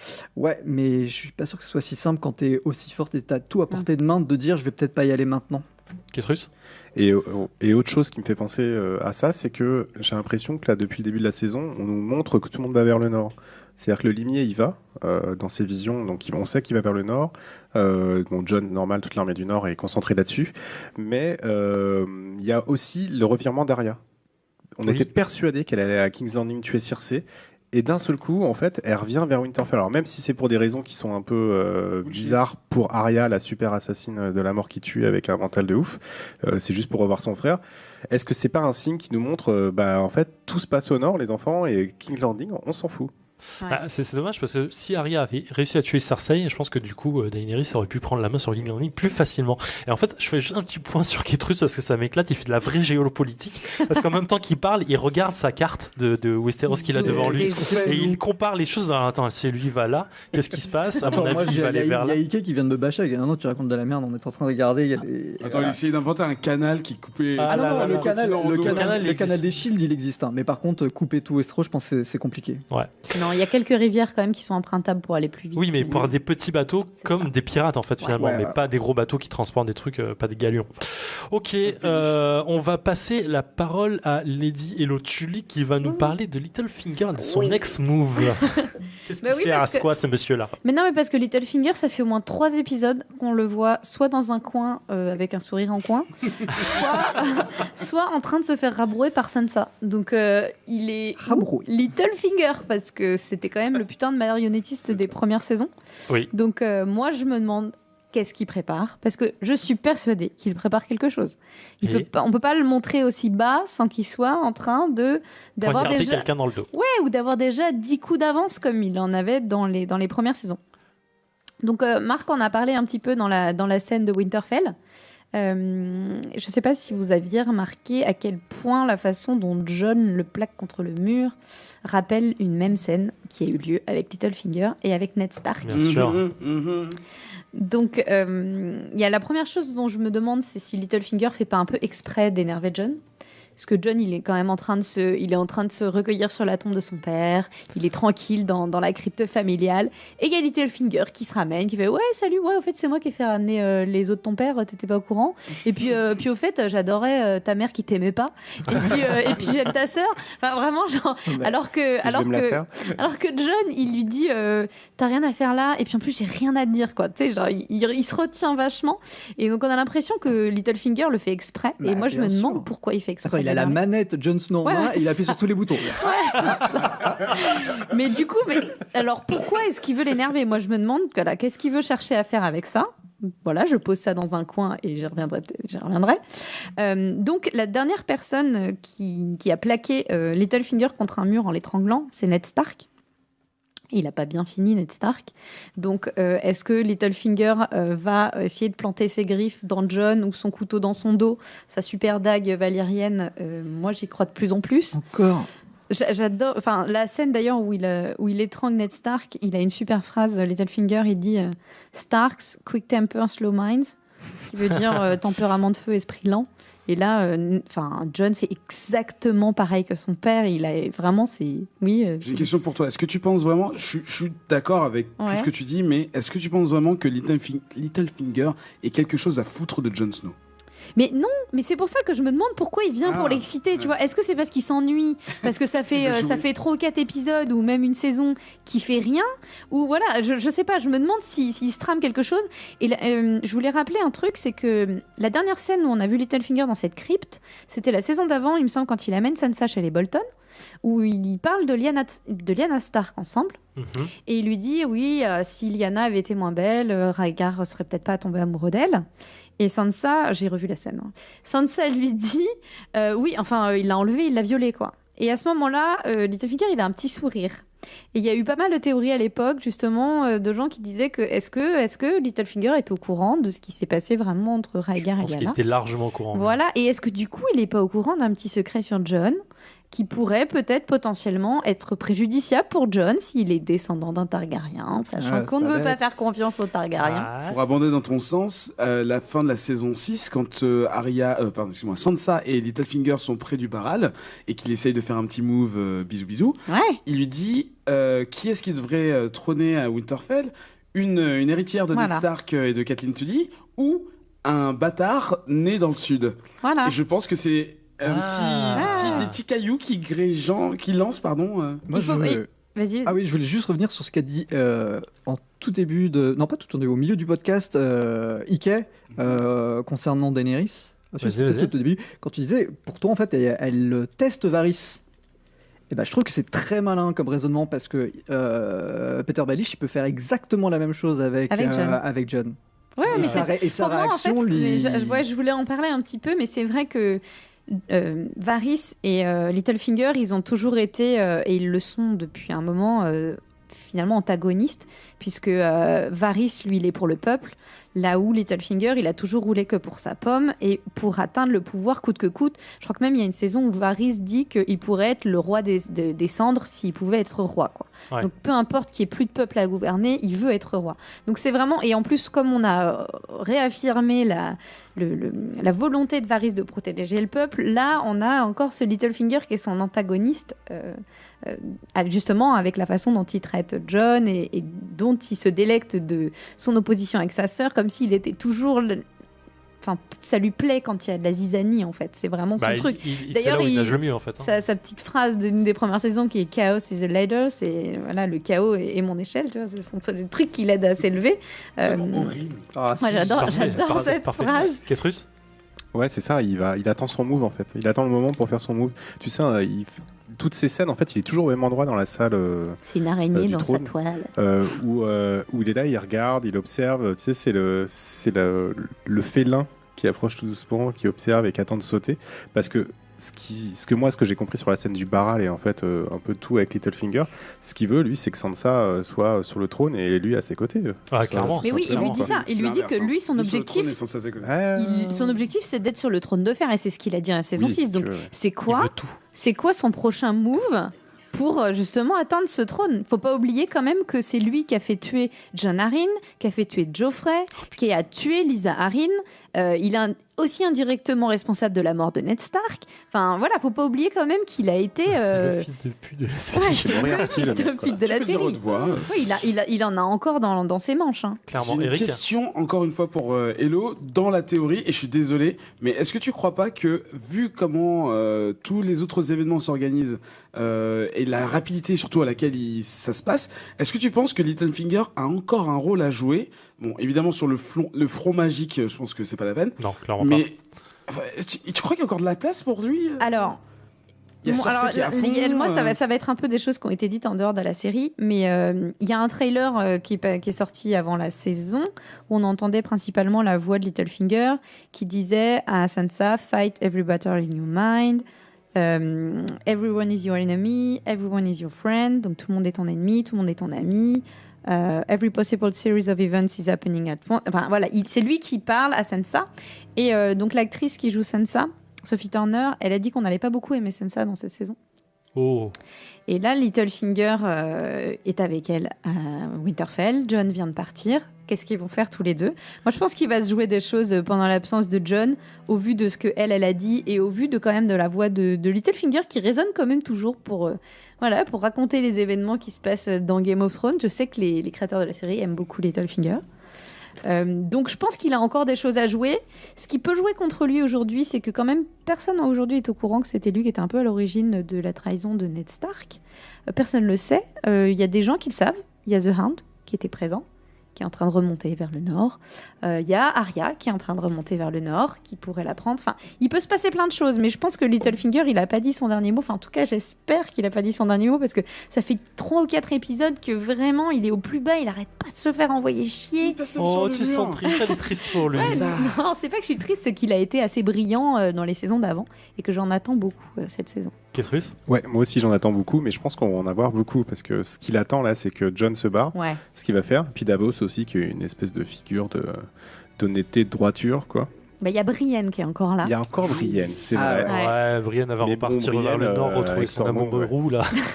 Et effectivement, j'avais oublié qu'Arya remontait à Winterfell, donc ça risque d'être mortel dans les prochains épisodes où tu vas avoir Littlefinger qui va essayer de faire ses marionnettes, et elle va arriver. Peut-être. Alors, le Lumier, je pense pas qu'il passe par Winterfell, je pense qu'on les verra. Sansa et Littlefinger, ça va devenir un duo, je pense. Ils vont vraiment faire des. Enfin, surtout si Sansa, on est censé pas l'aimer. Il faut juste qu'elle arrive à s'en servir, qu'elle se serve de lui, mais qui va se servir de qui? Je sens bien sur la fin de la saison où Sansa dira en fait c'est moi qui me suis servi de toi bitch. Et voilà. Mais bon. Ok, pas mal de choses. Là, j'avoue, le côté de Littlefinger m'excite un tout petit peu pour la suite. J'ai très envie qu'il fasse aussi ces petits mots de salaud. On a fini avec le theory crafting, avec les semi-spoilers. J'ai pas fait d'alerte spoiler, donc désolé si vous n'avez pas sauté ce passage-là, tant pis pour vous. En même temps, si vous nous écoutez, c'est que vous aimez ça. Il n'y avait pas de spoiler. Il n'y avait pas de spoiler, que de la théorie. Que de la théorie pure et dure. Ok, on passe au dernier passage de l'épisode. On va demander les avis de nos chroniqueurs. Alors, qu'est-ce qu'on a pensé de cet épisode ? Qui veut commencer ? Allez, je commence par la gauche cette fois. Eric, qu'est-ce que tu en as pensé ? Très rapide, franchement passable, vite la suite. Il y a aucune scène qui m'a vraiment marqué dans cet épisode et il est parfaitement oubliable. Next. T'es quand même dur. On a passé 1h34 à parler de cet épisode alors qu'on disait qu'il n'y a pas grand-chose à dire. Je suis désolé, mais en ce qui me concerne, moi personnellement, D'accord, ok. Marco. Mais si on passe du temps sur l'épisode parce qu'on est passionnant nous, mais peut-être pas. Couper au montage. Non, mi-figue, mi-raisin. Non, j'ai trouvé l'épisode parfois très drôle et parfois très chiant. Alors, honnêtement, je suis un peu du même avis qu'Ike. J'ai juste envie de voir l'épisode 3 et un peu d'oublier celui-ci. D'accord, un épisode qui passe. Hello. C'est pas un épisode filler en sens où il se passe des choses. C'est typiquement un épisode de Game of Thrones où les pions se déplacent pour se replacer ailleurs sur l'échiquier pour qu'il se passe ce qui doit se passer. Ouais, je suis allé un peu vite. Ouais. Mais en fait, c'est ça. Le problème, c'est que je trouve que l'histoire ne progresse pas grâce au personnage, mais parce qu'elle doit progresser. En fait, c'est-à-dire que, j'ai l'impression que l'histoire doit arriver à tel endroit, à tel moment, et en fait, tant pis si la logique, si on met 2 secondes à envoyer un Raven, etc. Et c'est gênant, quoi. C'est un peu logique, t'es obligé d'avancer comme ça, sinon c'est difficile de faire un épisode qui parle que d'un truc. Si tu suis les bouquins, en fait, c'est les moves des personnages qui font avancer l'histoire et pas le contraire. Ouais, je suis d'accord. Mais pour une série, je trouve que c'est un peu difficile en termes de réal de faire différemment. Non, mais sinon, il y avait des moments agréables. L'arrivée de Mélisandre, j'ai apprécié. Clairement. Les scènes avec, les scènes à la Citadelle étaient rigolotes. Je les ai appréciées. Après, effectivement, il y a des scènes qui sont juste des déplacements de pions, quoi. D'accord. Ketrus ? Ouais, d'accord un peu avec tout ce qui a été dit avant. C'est vrai que j'ai été dur moi avec cet épisode-là parce que c'était un peu pourri. Mais en fait, là après cette émission-là, je revois un peu mon avis parce que je pense que cet épisode-là, en fait, sera important plus tard. C'est-à-dire qu'au final, tu vois, tout ce qu'on a dit sur le theory crafting, sur le plan de Tyrion, etc., sur la venue de Jon à Dragonstone. En fait, il y a énormément de trucs. Arya qui retourne à Winterfell. En fait, c'est bourré de plein de petits détails qui sont assez importants, je pense, pour la suite de la saison. Mais effectivement, sur la forme, c'est un peu décevant, c'est un peu mollasson. Et on avait tous été déçus ici, sauf Hello, par la scène de fin, qui était censée quand même être un point d'orgue, en tout cas, de cet épisode. Mais à revoir. Je pense que c'est un épisode important et qu'en avançant dans la saison, on en sera content. Est-ce que, je fais mon point troll, est-ce que par rapport à la saison 2, il est plus ou moins décevant ? Tu veux comparer 7 épisodes à la totalité de la saison 2 ? Bah, on peut le résumer en une seule. Au moins dans la saison 2, il y avait des cliffhangers. J'avoue. Et il y avait des figurants. Et 10 épisodes. Ok, merci pour vos avis. On va passer rapidement au courrier des lecteurs. Il y avait une question, le temps que Eric retrouve ses notes. C'est bon. Vas-y, quelle était la question et surtout quelle est la réponse ? Alors, première chose, je voudrais qu'on appelle cette période soit le pigeonnier, soit le cormeil. Parce que ce qu'a dit Ketrus, ça m'a trop fait rire. D'accord. Donc la question, c'était autour des direwolves, donc les loups-garous ou loups géants, selon la traduction française que vous avez lue. Et en gros, de faire une explication dessus. En fait, c'est beaucoup plus simple que ce qu'on croit parce qu'il n'y a pas plus de... Il y a des éléments en plus dans les bouquins, mais pas tant que ça. Donc en gros, les direwolves, donc loups-garous ou loups géants, sont des animaux tout à fait naturels dans l'univers de Game of Thrones, mais qu'on ne trouve plus vraiment sous le mur, enfin au sud du mur. Excuse-moi. On les trouve plus de façon régulière. La théorie, c'est que les gens du Nord les ont chassés parce qu'ils étaient trop violents pour tout ce qui était culture de moutons, de chèvres, de ce que tu veux. Ils les bouffaient tous parce qu'ils étaient trop violents et trop forts. Donc on les trouve qu'au nord du mur. Et il se trouve que dans Game of Thrones, dans les bouquins, les Stark, en rentrant d'une petite décapitation, trouvent donc une femelle qui avait une portée en elle, qui se sont échappés par une raison qu'on ne racontera pas. C'est trop gore, mais on a vu déjà dans l'épisode précédent. 5 loups géants, plus un 6e. Un pour chaque membre des Stark, comme l'a rappelé Théon. Greywind pour Robb, Lady pour Sansa, Nymeria pour Arya, Summer pour Bran, Shaggy Dog pour Rickon, et enfin l'albinos trouvé tout à la fin, Ghost pour Jon. Il y a des versions françaises, mais on s'en fout. Il y a un lien naturel créé entre les enfants Stark et les direwolves, car l'auteur l'a dit, tous les enfants Stark ont le don de pouvoir échanger leur esprit ou entrer l'esprit d'animaux. Et en l'occurrence, là, il s'agit de ces loups. Tous les enfants donc ont cette capacité en fait donc avec les loups, mais il y a certains personnages qui n'ont pas le temps de l'expérimenter. Je pense à Sansa qui a le malheur. C'est pas drôle. Non mais tu dis elle aurait pu être super badass. Mais en oui, fait. Non, mais on a oui. tué son loup. Mais tous les autres enfants Stark expriment d'une façon plus ou moins forte un lien avec leur loup, jusqu'à entrer dans leur peau physiquement, c'est-à-dire d'agir sous leurs traits quand ils dorment. Et il y en a certains qui le font de façon consciente, et c'est Bran. La seule personne sur laquelle on peut avoir des doutes, c'est Robb, qui n'a pas de chapitre avec un point de vue personnel, mais dans les commentaires que fait Kathleen quand elle l'accompagne, on a l'impression que les deux ne font qu'un. Ouais. Ça, c'est ce que les autres soldats disent. Et quand on sait déjà que pour les autres personnages Stark, c'est le cas, on se dit que lui aussi doit avoir des expériences similaires. Ils sont tous en vie, à part donc Lady et Greywind dans les bouquins. C'est-à-dire que Summer, à ce jour, et Shaggy Dog ne sont pas morts. Dans la série, là, il en reste que 2. Voilà, mais dans la série, effectivement, il n'en reste que 2. Effectivement, c'est moi, donc Ghost, Nymeria, qu'on a vu dans l'épisode, et Ghost, qui coûte trop cher. À la la production, oui, effectivement, ils ont expliqué que ça coûtait bien trop cher de faire ces images-là. Qu'est-ce que je peux rajouter ? C'est tout en fait. Non, mais ça fait à peu près le tour, je pense. De ça. Alors oui, non, juste une chose. Dans la série, on voit qu'il y a un lien psycho. Mais en fait, les direwolves sont tout à fait, sont des animaux naturels. Ils sont pas particulièrement magiques. C'est les Stark qui ont un vrai pouvoir. Ont un pouvoir. Et puis c'est tout en fait, voilà. On fera un point Stark à un moment sur la famille Stark, comme on l'a fait sur les jeux. Il y a énormément de choses à dire, surtout sur leur crypte, à mon avis. Ok, merci pour ce point de vue. Encore une fois, n'hésitez pas à vous poser vos questions, si vous voulez des petits points de précision comme ça sur Twitter. On pourra y revenir de façon assez rapide en fin d'épisode. Merci à vous de 4 pour votre temps. On est à un peu plus d'1h40 d'émission, encore une fois. On dépasse le temps légal, c'est parfait. Je vais dire au revoir à mes chroniqueurs en leur demandant où est-ce qu'on retrouve Ketrus. Eh bien, vous me retrouvez dans Comics Outcast tous les 2 semaines. Non, tous les mois, c'est ça. Comment tu fais Toutes les 2 semaines. On a fait l'annonce. Non, il le fera son tour. Et dans la Ligue des joueurs ordinaires. Et dans la Ligue des joueurs ordinaires du début du mois de août. C'est vrai. Miss Lady Hello Tully, où est-ce qu'on te retrouve ? J'y arrive plus là. Non, j'y arrive plus, je suis fatigué. Partout, Eleanor Bridge. Voilà, c'est dit, c'est redit encore une fois. Marco Martel. Ouais, Twitter surtout, et j'en profite pour félicitations à Frouni et Béa pour leur petit pastécos. C'est mignon. Bravo. On fait genre, on les connaît tous.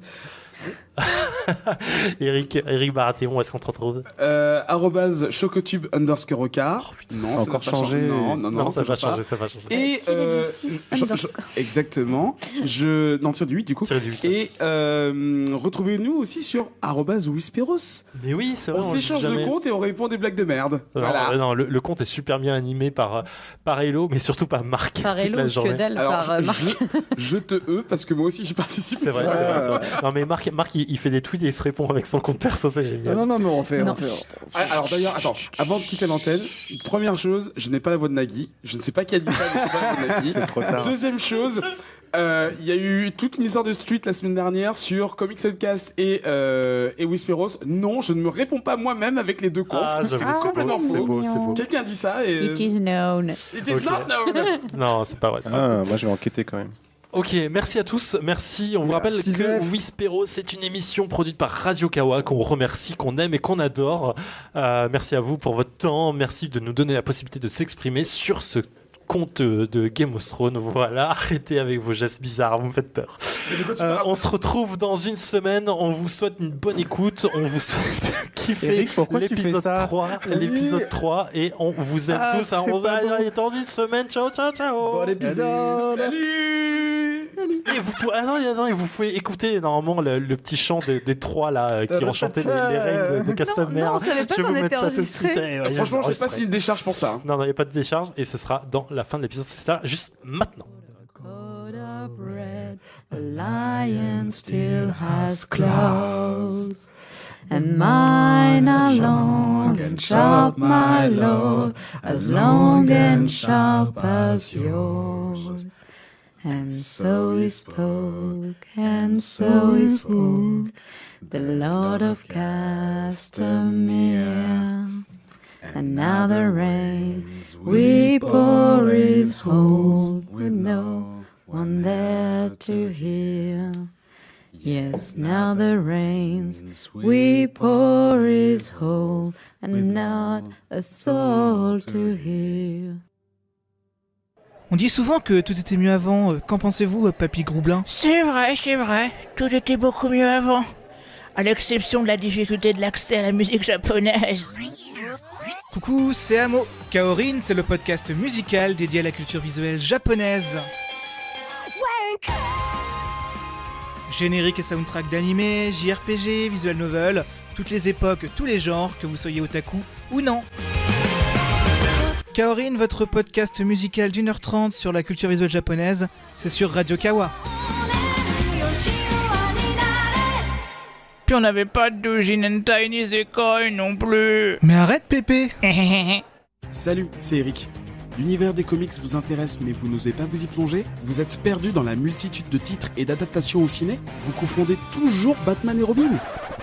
C'est chaud là quand même, c'est chaud. Dans Comics Outcast, avec une équipe de chroniqueurs de tous horizons, on décortique pour vous les titres sortis récemment, on revient sur des grands classiques du genre, on vous présente les auteurs et les illustrateurs qui font du bruit, on va même jusqu'à regarder les films, les séries télé et les dessins animés dans la bonne humeur et avec beaucoup de mauvaise foi. Pas de prosélytisme, Marvel, DC, Image Comics, mais aussi Dark Horse, IDW et les maisons indées, tout y passe. Il y aura forcément quelque chose pour vous. Comics Outcast, c'est toutes les 2 semaines sur Radio Kawa.